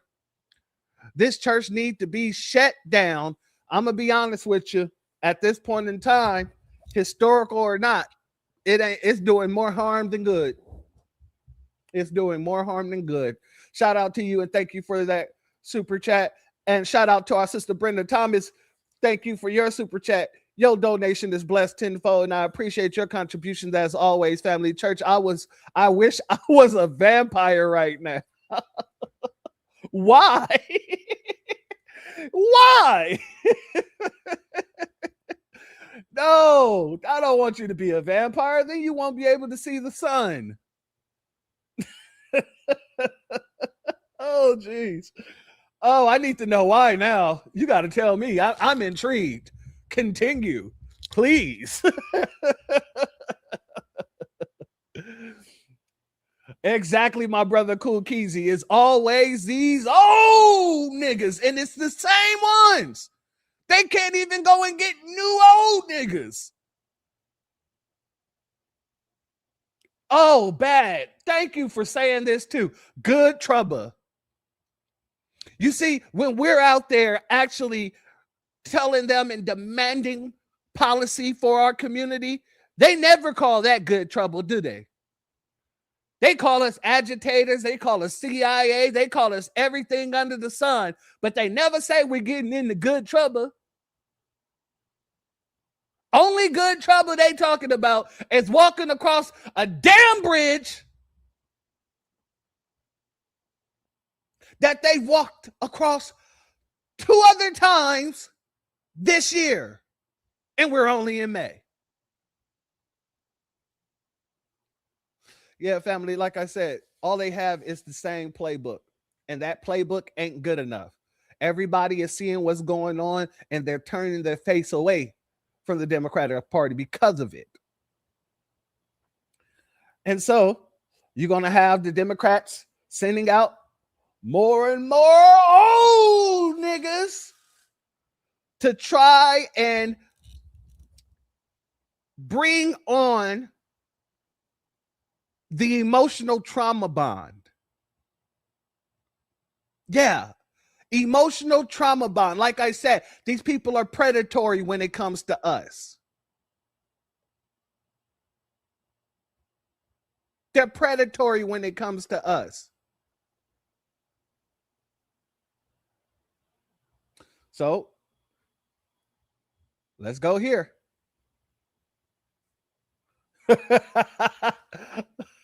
Shout out to Delaney.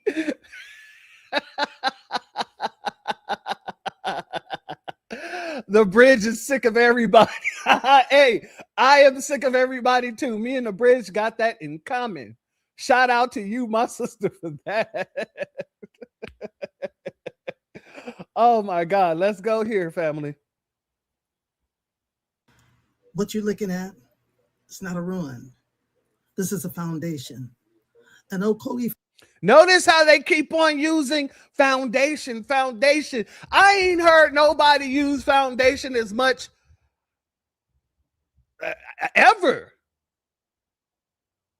We're saying foundation now. Everybody has to put foundation in their talking points. Have y'all noticed that, family?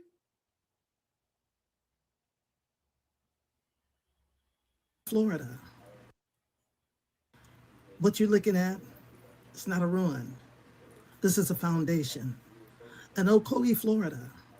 And it's been sitting there, rotten, silent, and ignored for over 100 years. And I need you to understand what happened on this ground.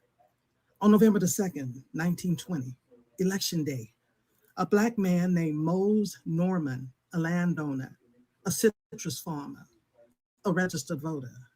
He walked into the polls to cast his ballot, and they turned him away. He went back. They beat him and ran him off at gunpoint. That night, a white mob, over 100 men, surrounded the home of his friend, July Perry, a Black community leader, a deacon, a man who'd been helping his neighbors register to vote and pay their poll taxes. They burned July's house down. They burned everything down. Every Black home, every Black church, every Black business in North Okogie, Florida. was ash by morning, and July Perry had been beaten, shot, and lynched. His body was hung from a telephone pole on the highway as a warning to any Black person who might dare even think about voting. Historians call it the largest Election Day massacre in American history. And when it was over, they took the land. Black-owned property seized and handed to white residents for practically nothing. The Black population of Ocoee was gone within days, and nobody talked about it for nearly a century, y'all. Now, I want you to look at that photo again. That foundation is still there. And right behind it, you'll notice you'll see a monument-like thing, and you see some houses back there where a Black community used to stand. See, they didn't just take lives, they took legacy. They took land. They took generational wealth that was never returned. I need you to hear me clearly. People ask why Black people are so passionate about voting. This is why. Because somebody died for that ballot. Somebody died for their voice to be heard. Somebody's home was ash before sunrise because they wanted the same right that you take for granted every 2 to 4 years. Every time you think about sitting out an election, I want you to see this foundation in your mind's eye. And the next time somebody tells you that your vote doesn't matter, I want you to remember July Perry hanging from a telephone pole because his vote did matter, okay? We don't have the luxury of apathy. We are voting on borrowed courage. Did you hear that? I said we are voting on borrowed courage. Speak for yourself, man. Speak for yourself. But I'm going to let you continue. I'm trying to let it play through before I interrupt it. But go ahead. Standing in the gap for people who never got a chance to stand at all. Please, whatever you do, do not waste what they died for. All right, family. Let me say this to everybody, all the Democratic shills, all of the old community, not the elders. The elders already know. Come on up to the front of the classroom. Let me say this to you. I want to make sure you all understand me nice and clear when I say this. Nobody died for the right to vote. They died trying to get the freedoms and the access that voting could bring forward. So we're supposed to have representation that brings things to our community. That situation happened. Yes, it happened. Notice that they always bring up these older situations, but they never bring up the situations that we're dealing with here today. And the Democrats had the House several times, had the Senate and the presidency several times over. George Bush had, excuse me, not George Bush, Bill Clinton had it. Barack Obama had it. Joe Biden had it. And at no time did any of them say, hey, due to the history of this country, we need to put in protections for foundational Black Americans. The goddamn 5th section of the Voters' Rights Act got attacked in 2013 under Obama. When Joe Biden got in office, you think that his Congress and himself said, hey, we need to go in, we need to codify the Voters' Rights Act. Maybe we should be passing the John Lewis Voters' Rights Act. Maybe we should be passing hate crime bills to protect foundational Black Americans. Because no matter what you just said, that whole history is another reason why these Democrats should have already gave us our hate crime bill. They had opportunity after opportunity after opportunity to pass bills of substance for foundational Black Americans, and they refused to do it. And now that their jobs are on the line, everybody want to come out and tell us all these stories about people who got lynched, people who got unalived, and all this other stuff when they was trying to vote. The Democrats knew this. And they know it. always remember, family, they still, till this day, try to make it seem like we don't need a hate crime bill, and we're still, till this day, under the FBI statistic and every other metric, the number one people that deals with hate crimes.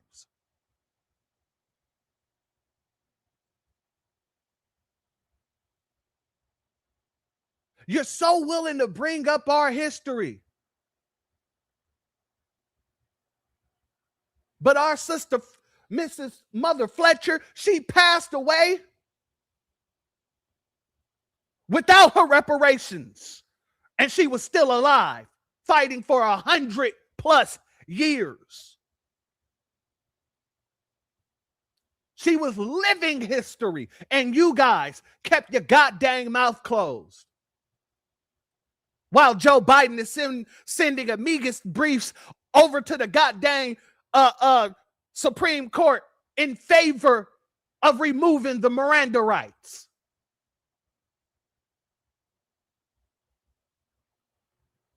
You're not going to sit here and try to tell us our history over and over and over again while these people ignore the consequences of their actions while knowing our history over and over and over again. And this is what I mean. This is predatory behavior. This is predatory behavior. Consistently bringing up things that we went through while not trying to actually fix the situations. This is all Democrats do. They can tell you about the situation, but they refuse to fix it.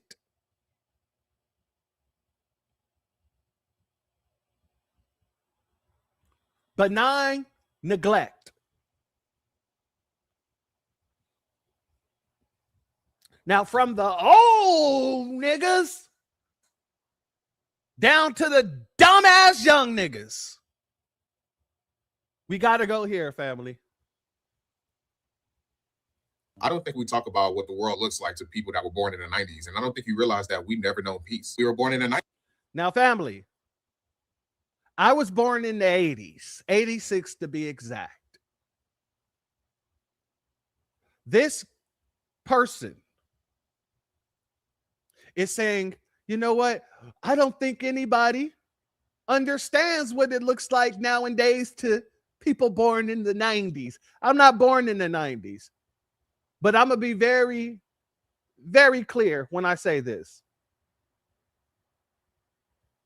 Everything that he's about to say is bullshit. Shout out to Brenda Thomas once again. Vampire sinners in our churches. Yeah, no, I wouldn't want you to be the vampire. We're the ones keeping the vampires out, my sister. Yeah, they're the Democratic Party, they're the vampires. The Republican Party, they're vampires. The Nabiscos, they're vampires. The Tethers, they're vampires. We're the ones that are keeping the vampires out of the juke joint. So no, my sister, I don't want you to be a vampire. I want you in the juke joint. Shout out to my sister Queen once again. Let's let them get into it. So our parents are kind of still dealing with the remnants of Jim Crow and segregation. Most of us that were born in the 90s didn't unlock the ability. I don't think we talk about what the world looks like to people that were born in the 90s. And I don't think you realize that we've never known peace. We were born in the 90s. So our parents are kind of still dealing with the remnants of Jim Crow and segregation.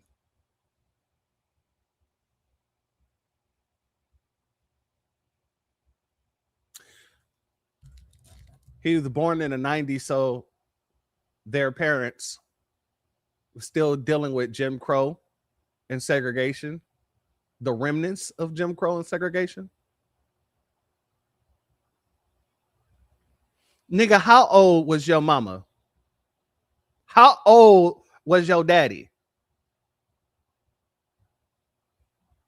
My mama was born in 62. My dad was born in 58.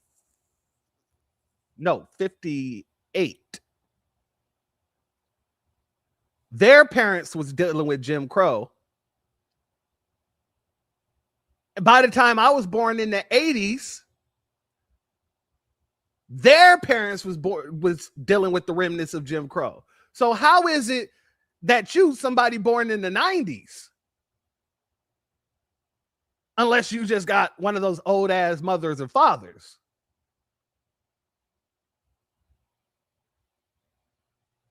Okay, continue. Most of us that were born in the 90s didn't unlock the ability to remember things yet. So even though we were born in the 90s, we don't actually remember the 90s. And I could say that our earliest significant memory will probably be 9/11, 2001. The country goes into almost a decade-long war, and we move on because we're too young for any of that. Fast forward to 2007, our country goes into a recession. And even though we're too young to deal with all that, we still have to watch our families and friends suffer. Forward to 2008, if you were born in 1990, you're now about to turn 18, which means that you're able to vote. All the kids that were specifically born in the year 1990 know is that we're still in a recession and we're still at war with Afghanistan. So the only change that they have The clowns.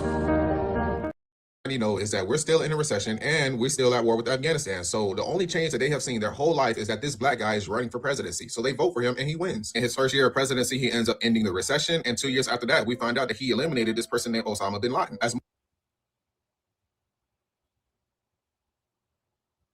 He ended the recession for everybody but foundational Black Americans. He bailed out the banks and left the people who were victims of their predatory lending off on the hook, which eliminated a lot of our wealth. What do you mean? He took us out of the recession and he killed Osama bin Laden. Or 1990s babies are turning 18. At this point, we're thinking that he's ended both of the major events that we've known our entire lives. So when 2012 comes around, most of us who can vote for him again. We start seeing the Affordable Care Act, the housing market is booming, the economy is booming, the job market is booming. Most of us can't wait to graduate college because our life is about to be booming. Yeah, I can see that you are not a foundational Black American, because most foundational Black Americans, I've heard them tell me, hey, I voted for Obama twice, but I reluctantly voted for him twice. I voted for him once, and by his second term, I couldn't in good conscience go and vote for him again because I saw the way that he was ignoring the Black community. And then from 2012 to 2016, you've seen an onslaught of physical harm being done to foundational Black Americans. Some by police, some by average citizens, George Zimmerman, some by the whole state, Flint, Michigan. What is this guy talking about?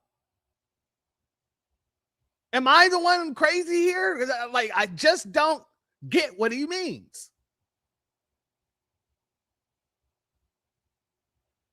1990s babies are ecstatic right now because we see the potential America can become. And then 2016 happens. At this point, almost all of the 1990s babies are at least 18 years of age or older, except some of the 1998 people and all of the 1999 people. Trump gets elected, and we immediately see him reversing all of the positive change that Obama did. Every market that we've seen growing stops. The job market, the housing market, the economy, everything that we thought was booming is not booming no more. We start seeing... Nigga, I just told you that Barack Obama quite literally screwed up the housing market for foundational Black Americans. What are you talking about? The housing market was booming. More than 40% of the people that was on the whole predatory lending situation, those programs, lost not just their homes, but damn near their whole damn accounts, trying to save their homes.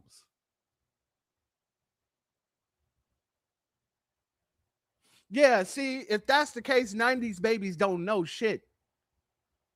And you need to sit back and actually listen and pay attention. Because even this whole goddamn story that this man is going down shows that this man don't know shit. All right, guys, I've reached my cursing quarter for the day. You know, I'm going to go ahead and make it more elegant.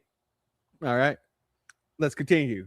more racist rhetoric go around that we didn't see since we were babies in the 90s. We start seeing more videos of police brutality, BLM starts up. And again, this is all stuff that our parents dealt with in the 90s. All the positive stuff that we have known our entire life is just gone in a matter of 4 years. And on top of all that, COVID hits in 2019, and the US had the worst way to deal with the start of COVID than any other country. So when 2020 comes around, we vote for Joe Biden because we need to see change again, and he won, and we start seeing change again.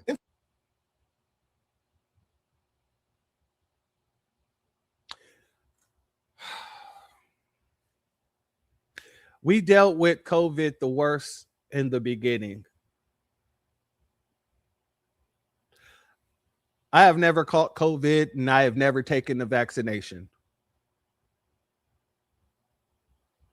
Let me say that again. I have never had COVID, nor have I taken a vaccination. Why? Because I was reading all the articles that the CDC was putting out when doctors were coming out speaking up on the situation and they were shut down for it. I was one of the people who was actually calling that out. Joe Biden silenced whole communities. I'm still shadow banned on Instagram right now for telling the truth.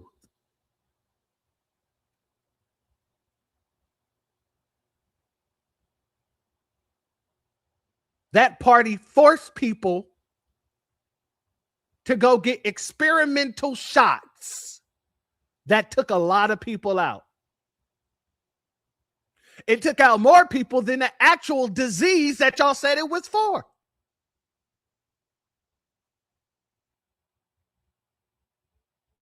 But go ahead. Infrastructure bills, job growth starts back up, our economy starts back up. The housing market is still pretty bad, but that's okay because we finally have jobs now. Black unemployment was still atrocious under Joe Biden. And just because he cherry-picked 1 month where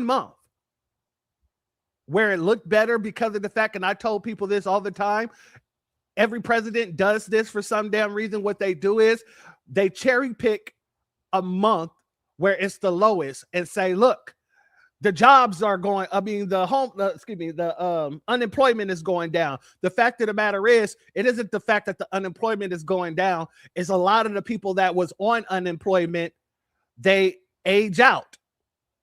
And what I mean by age out, what I mean by age out is that a lot of people fall out of eligibility. So they're no longer eligible to receive unemployment benefits. It doesn't mean that people are all out there working. This is the trick bag. Donald Trump has did it. God dang Joe Biden has did it. Barack Obama has did it. Bush has done it. God dang Bill Clinton has done it. All it is them selecting a month where the bulk of the people who wasn't no longer eligible falls off. And it makes it looks like it dropped dramatically. That's not what happens. But see, to an uneducated person who don't understand how these statistics work, we'll be sitting here telling you this. Oh yeah, Biden did pardon Fauci. However, Biden's pardon only applies to federal prosecution. But they're looking for a way around that right now. However, the states can still prosecute him. The states can still prosecute him. The states can still prosecute him. I say that 3 times because I want everybody to know that the states still have actions. All the states, any states, every states. Finally start addressing COVID the proper way, and we eventually get over it. We remove our troops from Afghanistan. Joe Biden literally spends his 4 years just We eventually get over it. No, we didn't get over anything. Joe Biden just declared it was over because of the 2020 midterms, the 2022 midterms. You don't even know the whole story, apparently. Go ahead. It's putting us back on track. So what is our surprise when we see that y'all elected Trump again? The person that stopped almost every positive thing that us 90s babies have seen in our life, y'all elected him again. And this time he's worse than the last. Not only is he still trying to reverse everything that Obama has done, he's now trying to reverse everything that Joe Biden has done. What did Obama do for foundational Black Americans? What did Joe Biden do for foundational Black Americans? Notice how these people are always talking about how Trump is rolling back everything, all the work that Joe Biden has done, all the work that Obama has done, but they can never tell you what they have actually done for us. They can never tell you. Job growth has stopped. Our economy has stopped. He's starting new wars. Everything's more expensive, from gas to groceries to our electric bills. Everything is just bad now. And to top it all off, we now have to deal with the possibility of another pandemic with the hantavirus. That's how 90s babies see the world right now. But y'all let me... Now notice, family, all the scientists out here saying that that virus has nothing to do. It is nothing. It is not the same as the corona or anything like that. It is basically just a flu-like symptom, but it isn't the same kind of symptoms that you would get from a COVID or anything like that. But yet he just tried to make it seem like a whole new pandemic, even though all the scientists are saying the same thing. Let me know what y'all think. I'll see y'all in the next one. Peace. I think that you're a dummy. I think that you're a dummy. Like I said, the only thing that these people have is fear-mongering, lying, predatorial behavior. That's it.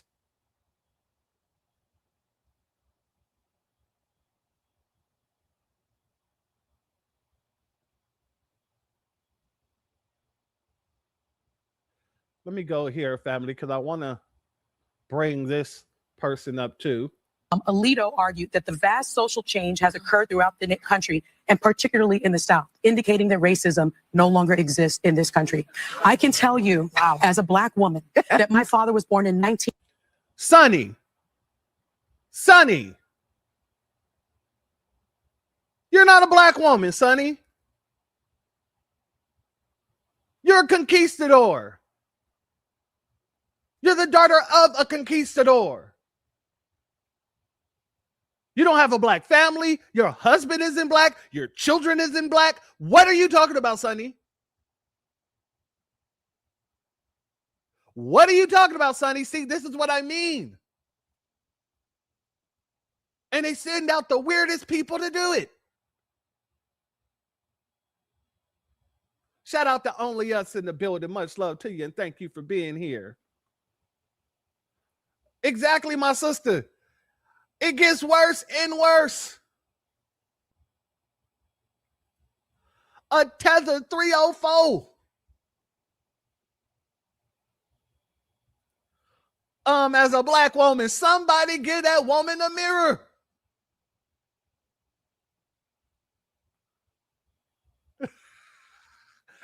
She said she has a Black umbrella.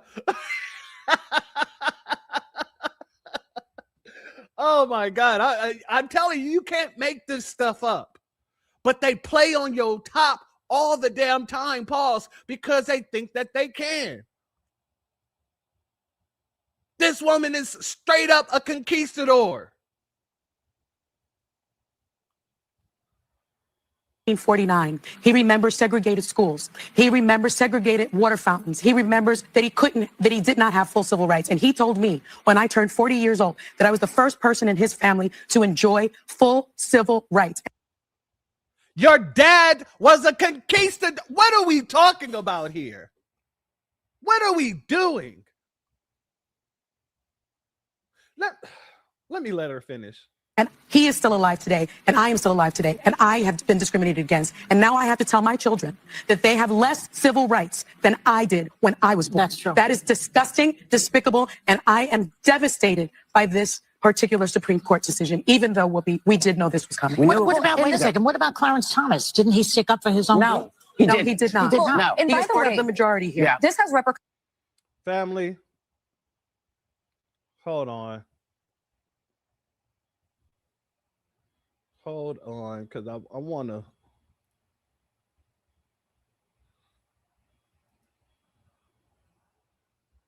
This is Sonny and her husband. This is the dude that's going through all the little scandal right now, all the little lawsuits right now. What are we talking about here? She learned she comes from a slave-owning family when she did her ancestry. We saw it live.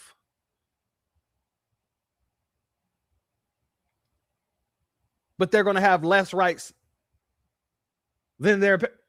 Get out of here. I'm over these people, family. I want to go here, family. Let's go here. Now, this is from the New York Times. It looks like this because I have it in immersive reader mode. I can pull it out for a second just so y'all can see the article. This is from the New York Times. We'll go over here to the snap, family. Did it disappear? Hold on. I don't know where that went. All right. So as you can see, this is from the New York Times. Put it in immersive reader. Damn, every time I put it into the... He just cut off my screen, huh? All right, well. Let's go here, shall we? Why neutral maps could empower black voters as much as the Voters' Rights Act. Oh, no. See, this is the New York Times. This is a liberal as hell paper. Let's get into it, family. Our simulations debunk the notion that the act created artificial minority districts that wouldn't otherwise exist. The number of black representation from the South is set to plunge after the Supreme Court weakened the Voters' Rights Act. So one might assume that minority representation in Congress has always depended on what the courts called race-based redistricting, drawing districts with the express intent of creating a black or Hispanic majority. But that assumption would be wrong.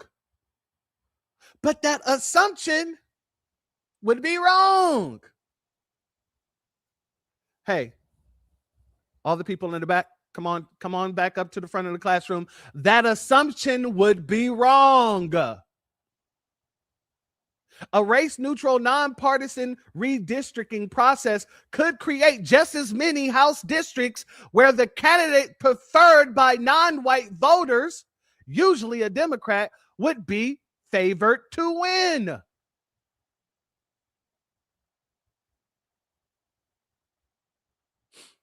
Okay, all right, let's go ahead and scroll down. One way to tell whether non-white voters will lose their power in that kind of redistricting process is by looking at computer simulations and hypothetical congressional districts. The algorithm, first designed by a team of political scientists in 2022, tried to draw compact districts that respect county and municipal lines. After the Supreme Court weakened Section 2 of the Voters' Rights Act, we reran the simulation without consideration of race, using the algorithm to draw new districts thousands of times with those compactness constraints can give a good sense of what neutral maps could look like. And the simulations yield roughly as many so-called minority opportunity districts across the South as existed under the Voters' Rights Act. So what's all of the sky is falling? Sky is falling. And they know this, family. They know it. So when I say that they're going to actually have to work for our vote, they're going to have to actually get it done. You're going to have to actually bring some tangibles. Woe is me. I might lose my seat because I don't want to fight for the tangibles. I don't want to give Black Americans nothing.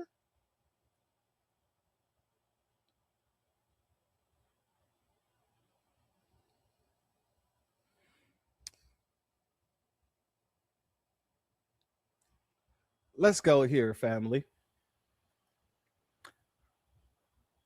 They're mad because no more of this. Why are politicians so afraid to say that they're doing something specifically for Black people? Like they use the cloak of poor people and people of color, the underprivileged. Why is it that you can't just come out and say, I'm doing this for Black people because Black people need it? Because so many things have been done to us throughout the history of this country. So many things have been done to us, but very little has been done specifically for us. Why do you think that is?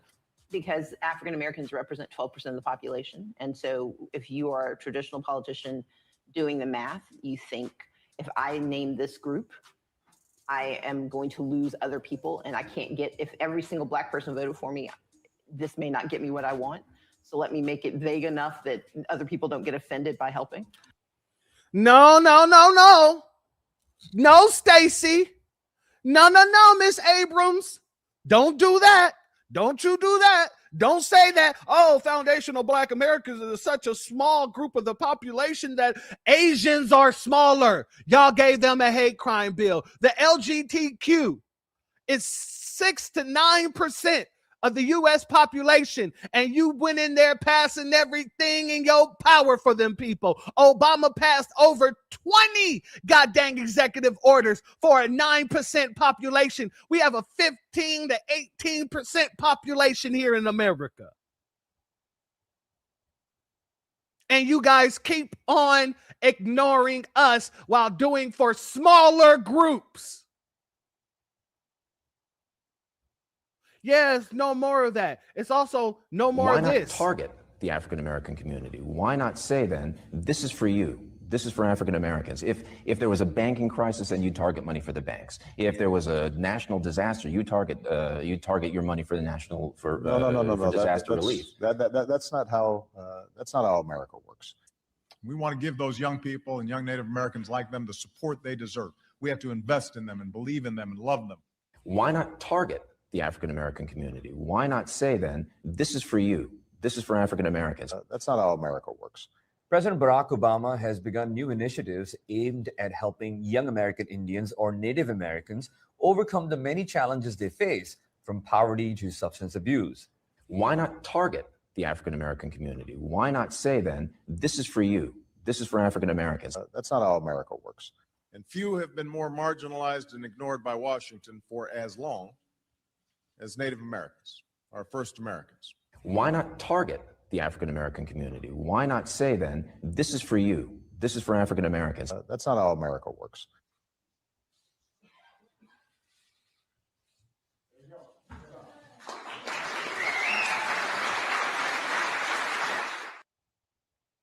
Yeah, and no more of this.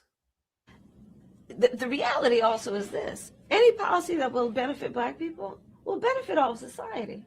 Let's be clear about that. Let's really be clear about that. So I'm not going to sit here and say I'm going to do something that's only going to benefit Black people. No, because whatever benefits that Black family will benefit that community and society as a whole and the country. Right? Yeah, no more. It's going to be no more of this. All of this is going bye-bye. It's going bye-bye. It's going bye-bye. You're going to have to come to us, and you're going to have to come hat in hand, and you're going to have policies in that briefcase that you got in your hand. And when you put your hat in hand and you look at us, the first thing we need to hear out of your mouth is, I'm ready to do business. Because if you're not ready to do business, we don't want to hear it.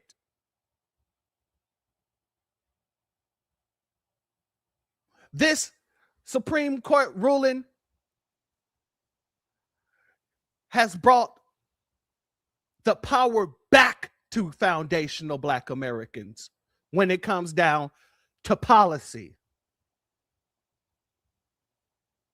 We're not playing around with these people.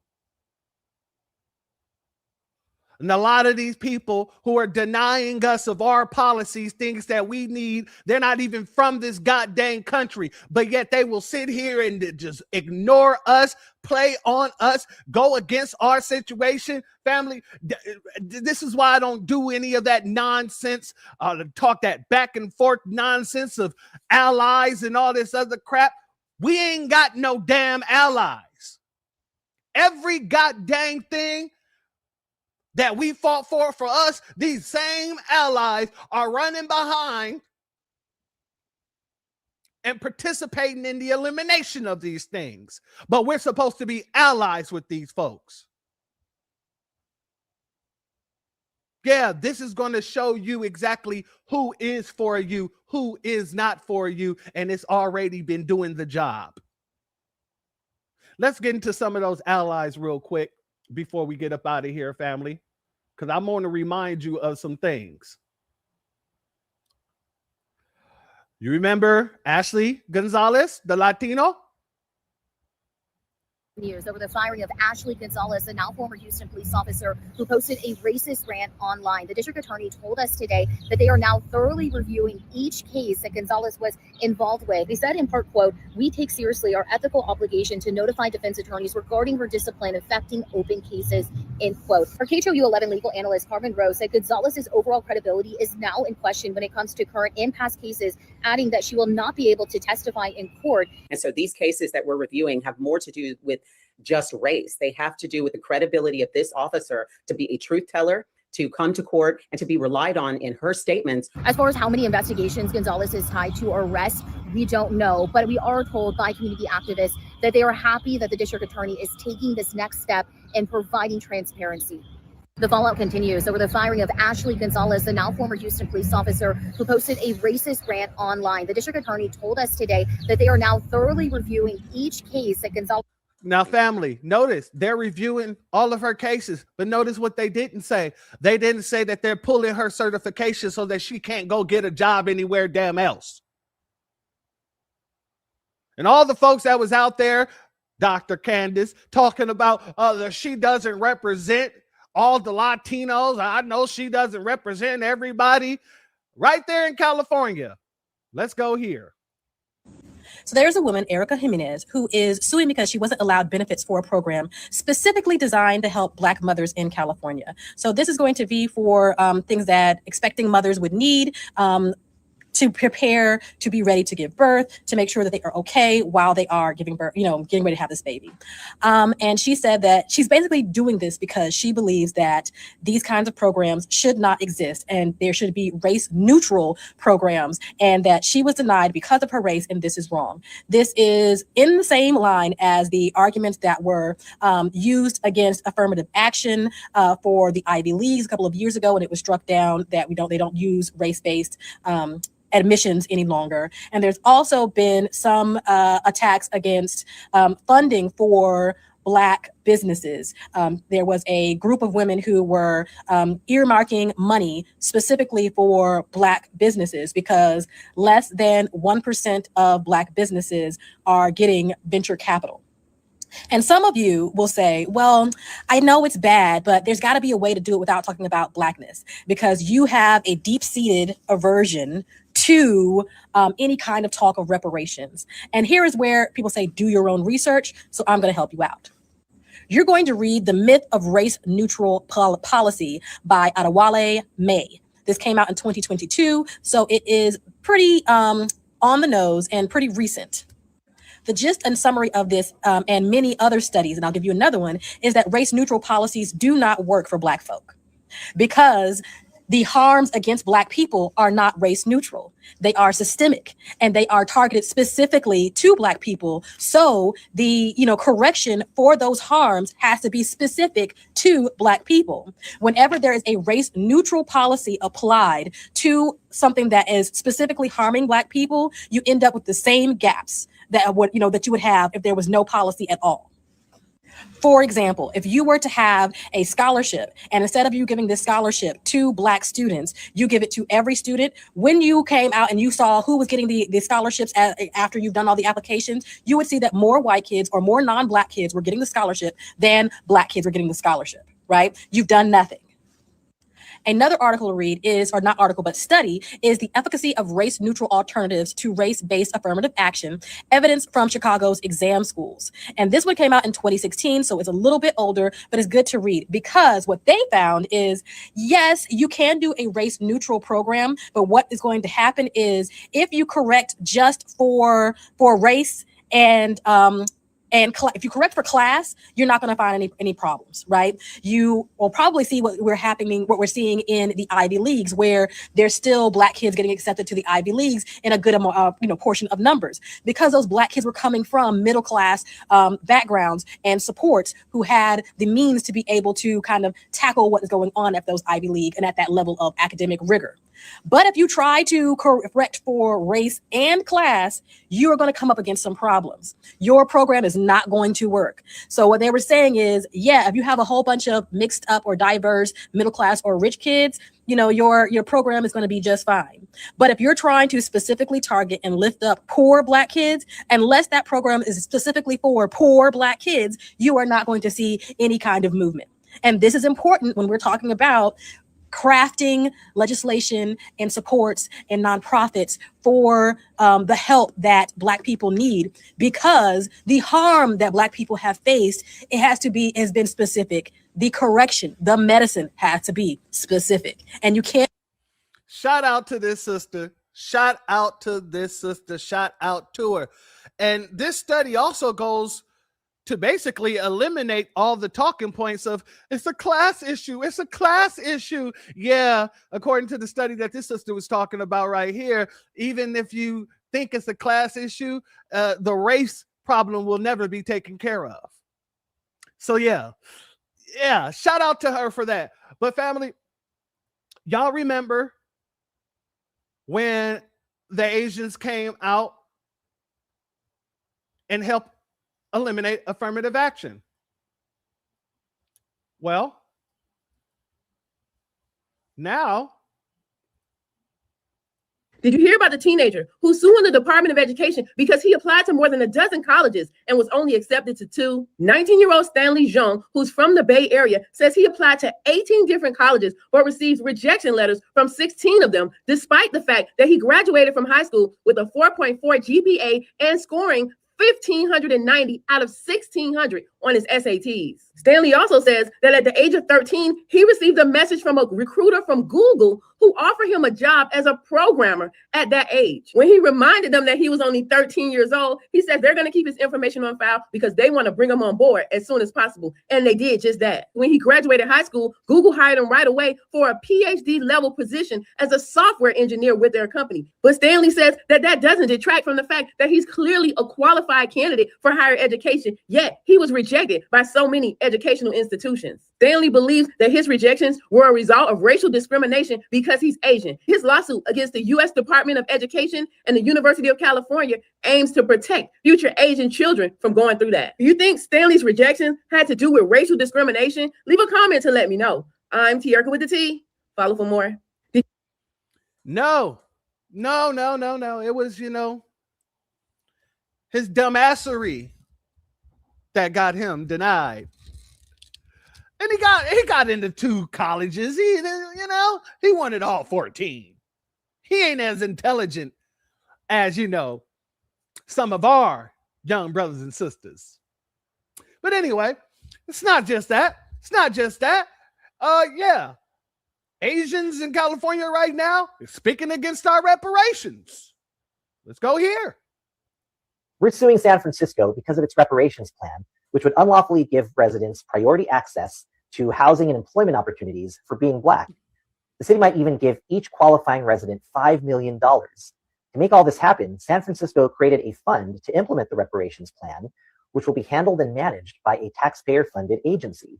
The reparations plan is intended to address the impact of racism, but it is really just a city-sanctioned form of discrimination. When the government wants to make a law that considers race and ancestry, it must meet two core criteria or risk violating the Equal Protection Clause of the 14th Amendment. First, the government must prove that the law serves a narrowly defined governmental interest. Second, the law must be narrowly tailored to achieve its goals. San Francisco fails both requirements. Meanwhile, under California's Proposition 209, the government cannot give preferential treatment or discriminate on the basis of race. San Francisco fails this too. That's why Pacific Legal Foundation is suing San Francisco. Our lawsuit argues that San Francisco is prohibited from managing the funds to implement the reparations plan because the reparations plan violates the Equal Protection Clause and Prop 209, and that every San Franciscan deserves equal treatment under the law, regardless of race. We're suing. And this is why they tried their hardest. They tried their hardest to go ahead and do a reparations bill for just flat Blackness. That's what they were pushing for. And you can see what happened in San Francisco while they're using flat Blackness. But in California in itself, that's why I shout out to all our family out there. They push for lineage-based policy. So they couldn't have the Asian come back out of nowhere talking about this is against the 14th Amendment. No. But as you see, they got the Asians swinging around, using him once again to try to talk about the policy out of San Francisco now, aren't they? And if you ask them, this is what they're saying. Flavor Francisco. They're looking to pay reparations for Black people. Should Americans pay for reparations? Why is it just for Black people? I think it's to right the wrongs of like previous injustices such as slavery. Is it a trial or a study? No, I think it's just like a bill that's being proposed.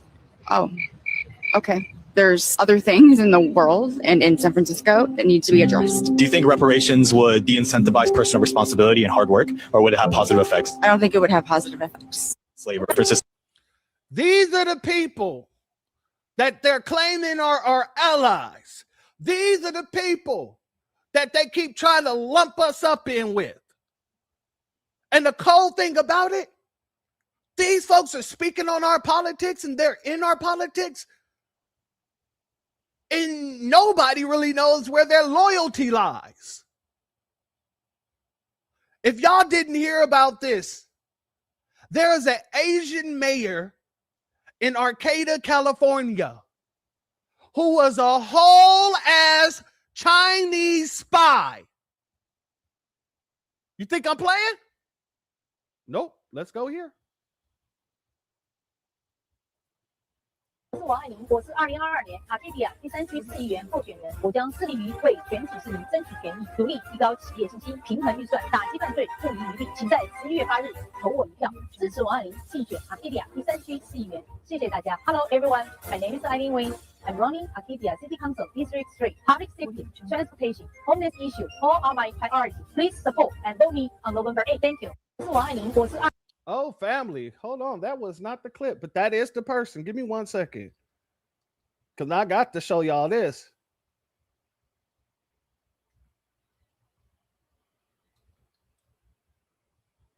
Got to show y'all this.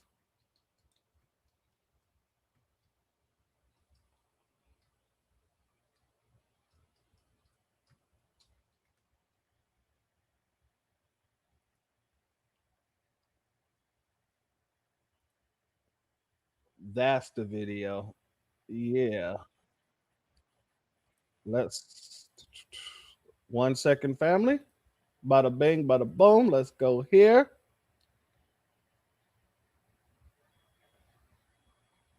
What the hell? Arcadia. There we go. All right. The mayor of Arcadia is stepping down tonight after pleading guilty to charges accusing her of working as an agent for China. CBS LA's Laurie Perez has reaction from city officials. This is a stunning development and what one council member called a heartbreaking day for the city of Arcadia.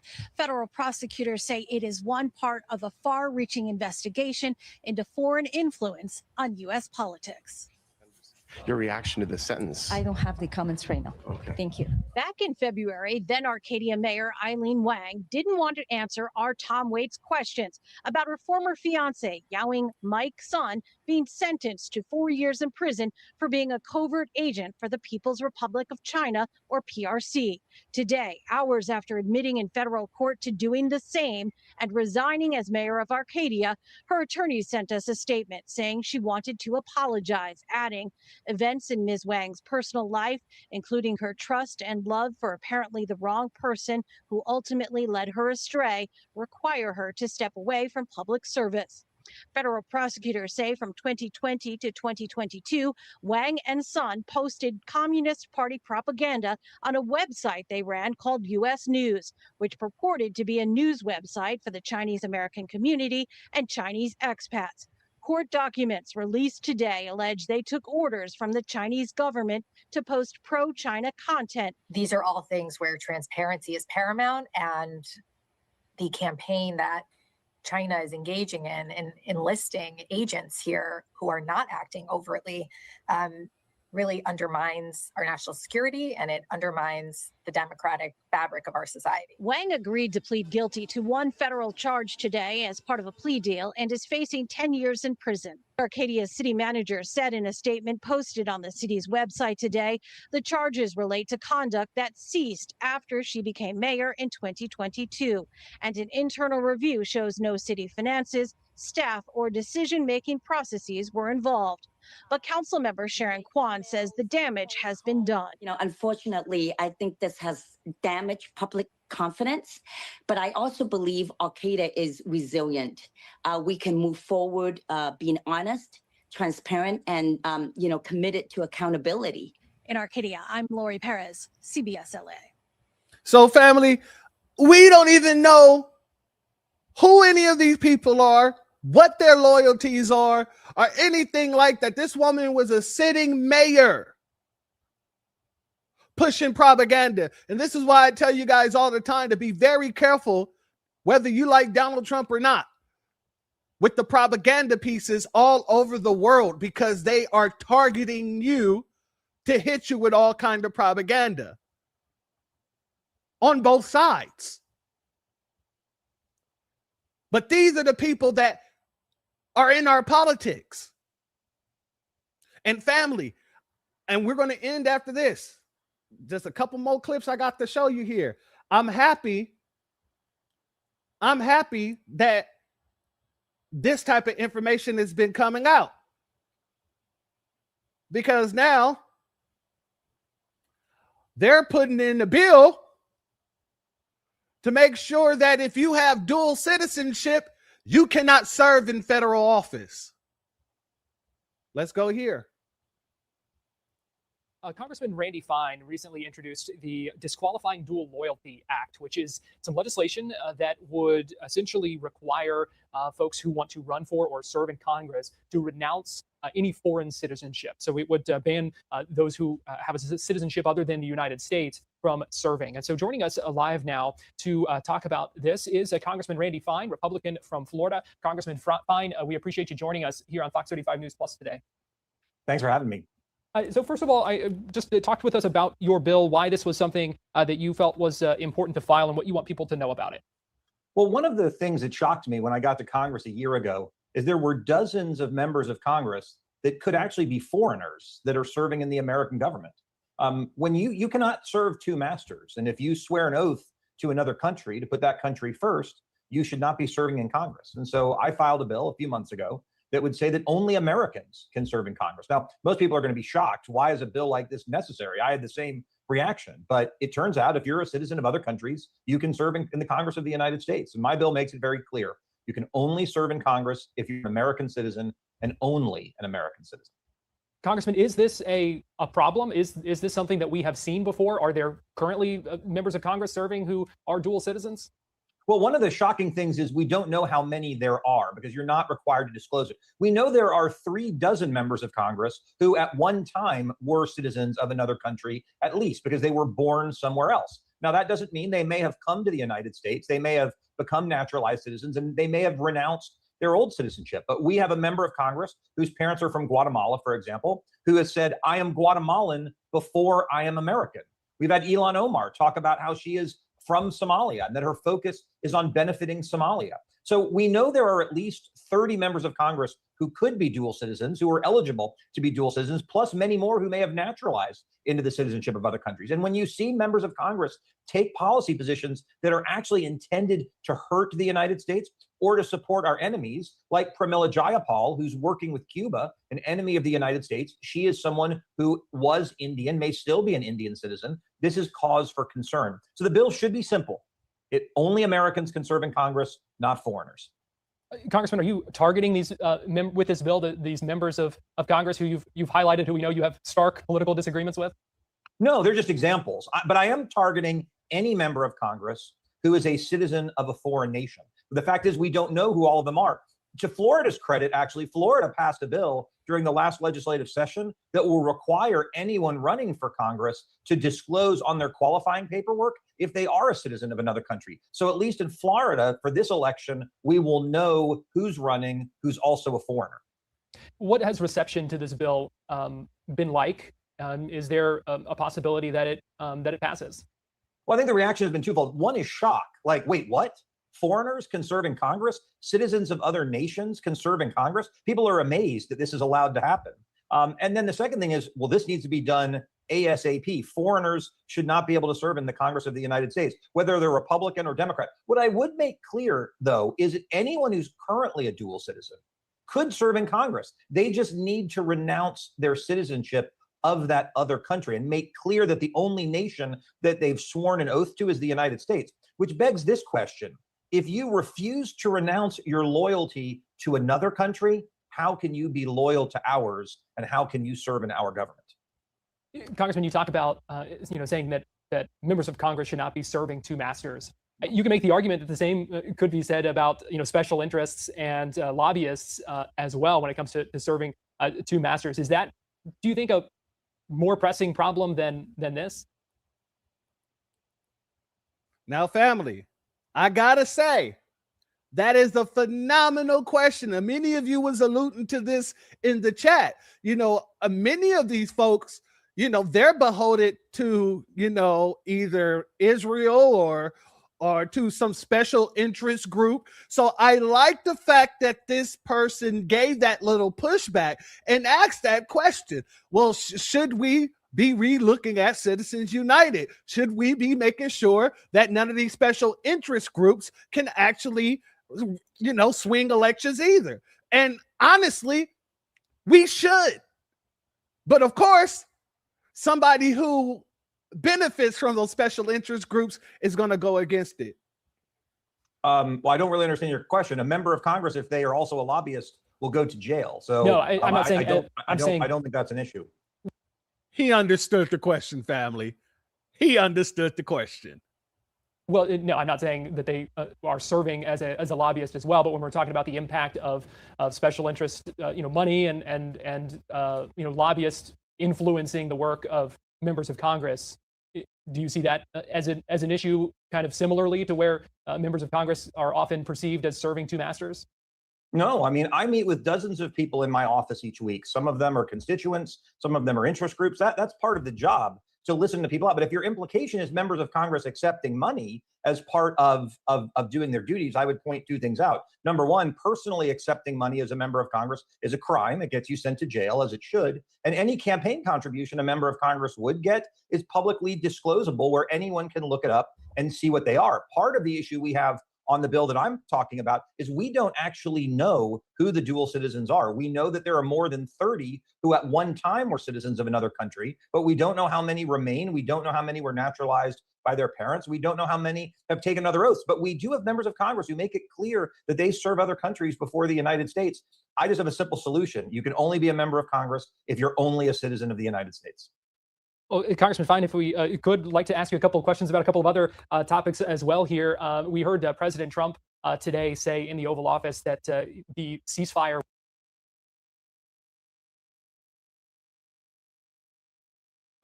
We don't need to get into the rest of that. I got what I wanted out of this clip. Family, that's something that needs to happen immediately. And as I said, lobbying needs to end just as well. All of this. And I also wanted to show you this, family, because right now they're putting a hold on a lot of these H-1B visas, and they're actually,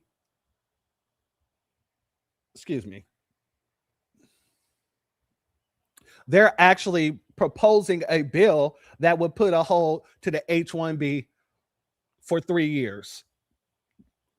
Let's go here. A big shakeup that's being proposed in the United States visa system, and that could directly impact Indians. A group of Republican lawmakers have introduced a bill to pause H-1B visas for 3 years. They say that the system is hurting American workers and needs a complete reset.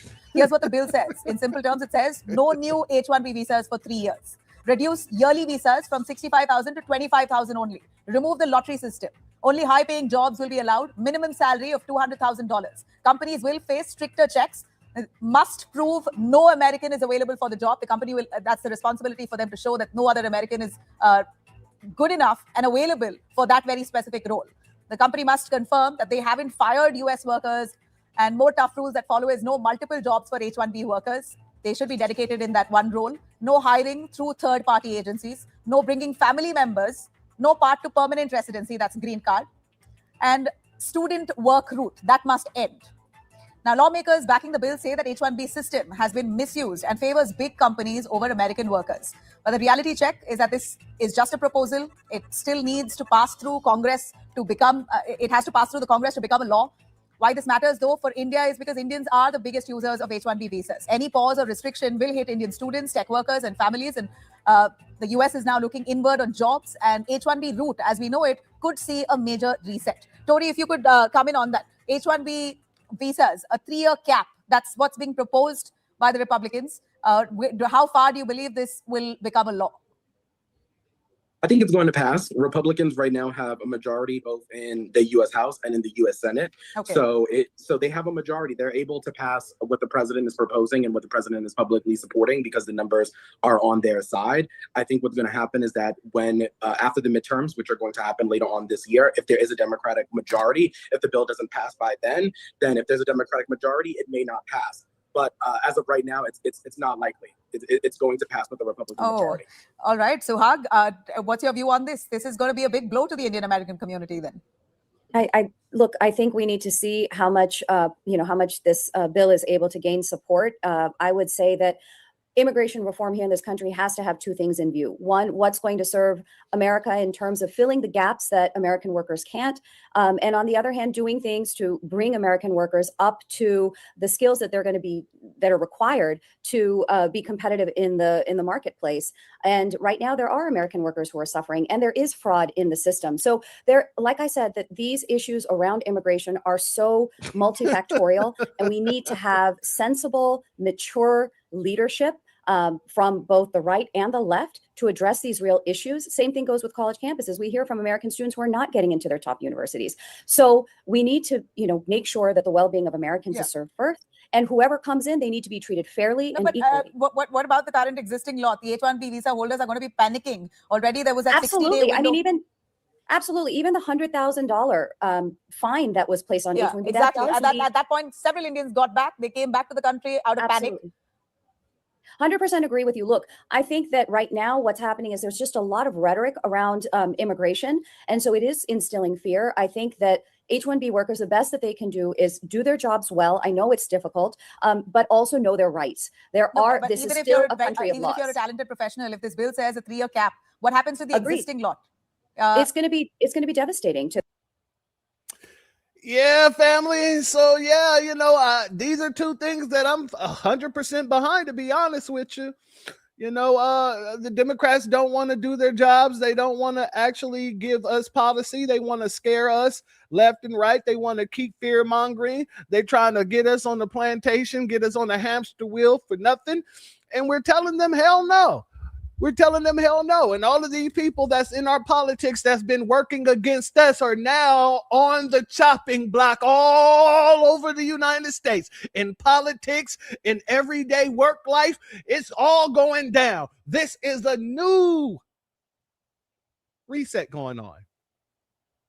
We've had several resets, but this is a new reset. And the unfortunate part for everybody else is not being reset in their favor. Oh, yeah. And no amount of illegal voters is going to help you out.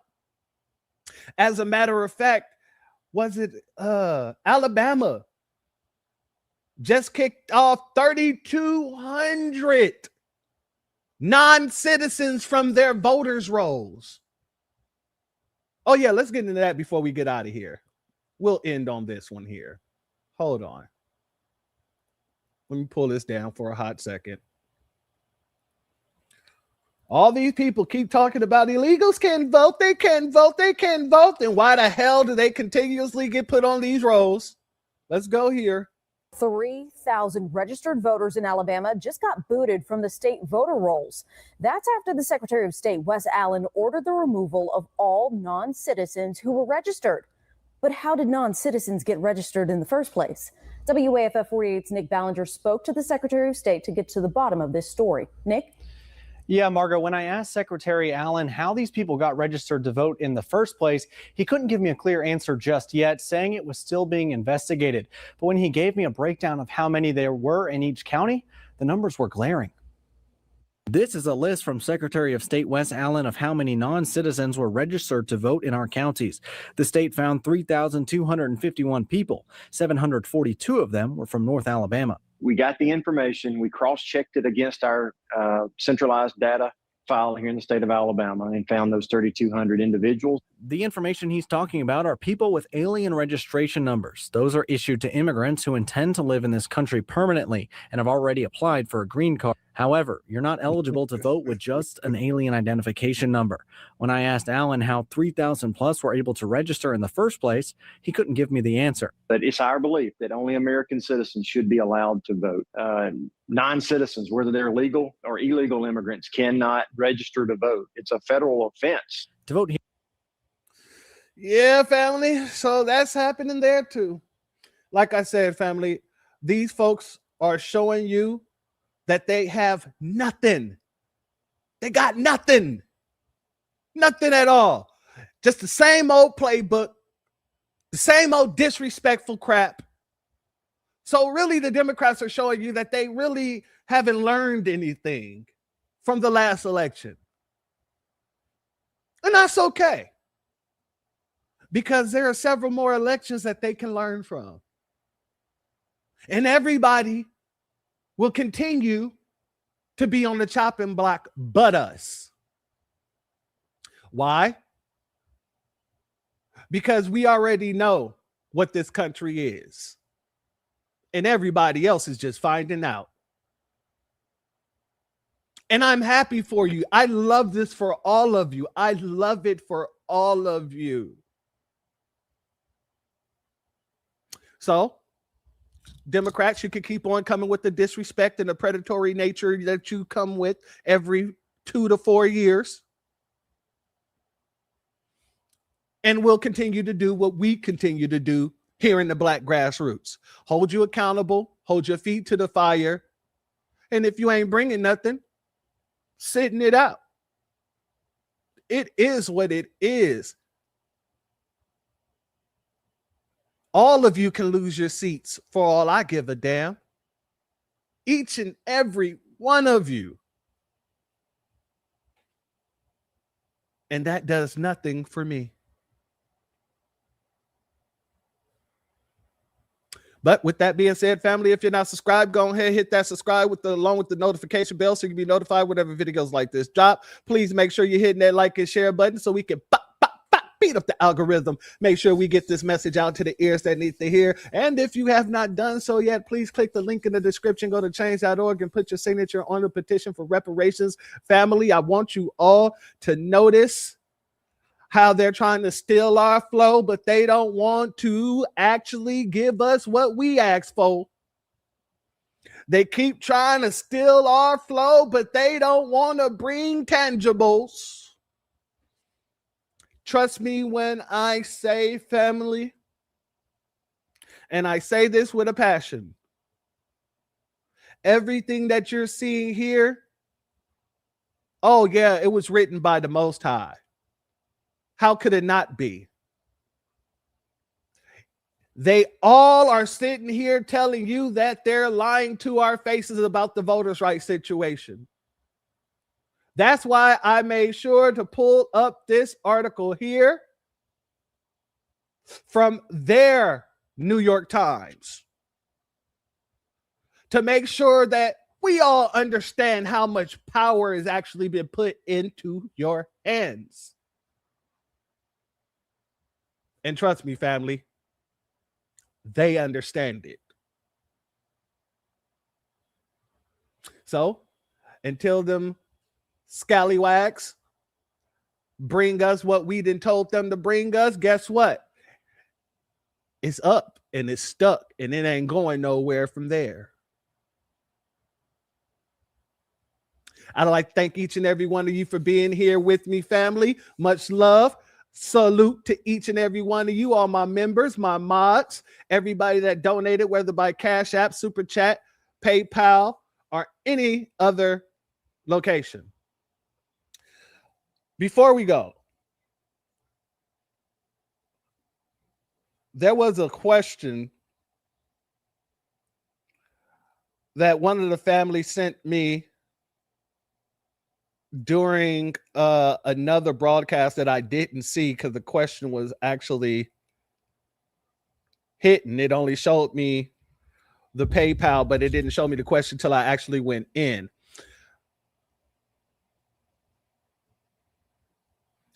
Shout out to Wendell Withers,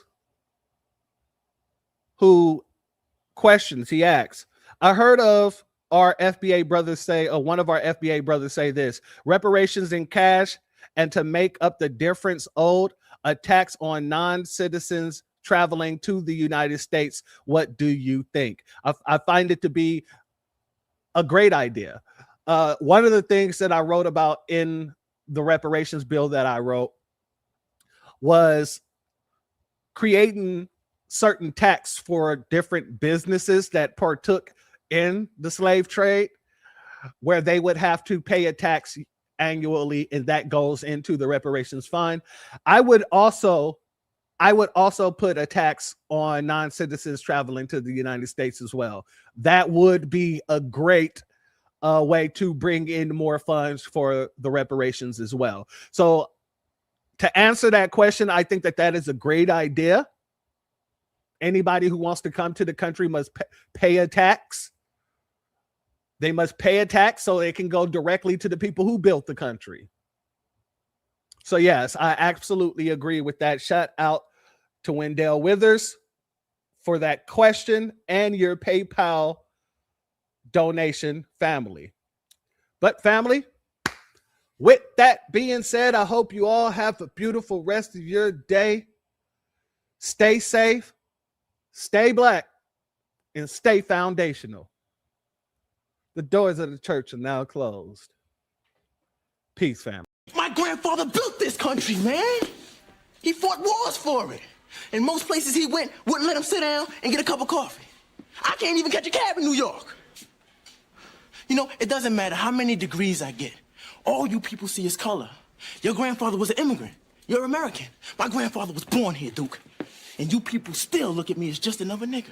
I know that the government, whatever, can't stand us black people. He's doing everything in the world to make black man be extinct. But I'm going to tell you one thing. Us black people going to survive. So fuck everybody. I'm out.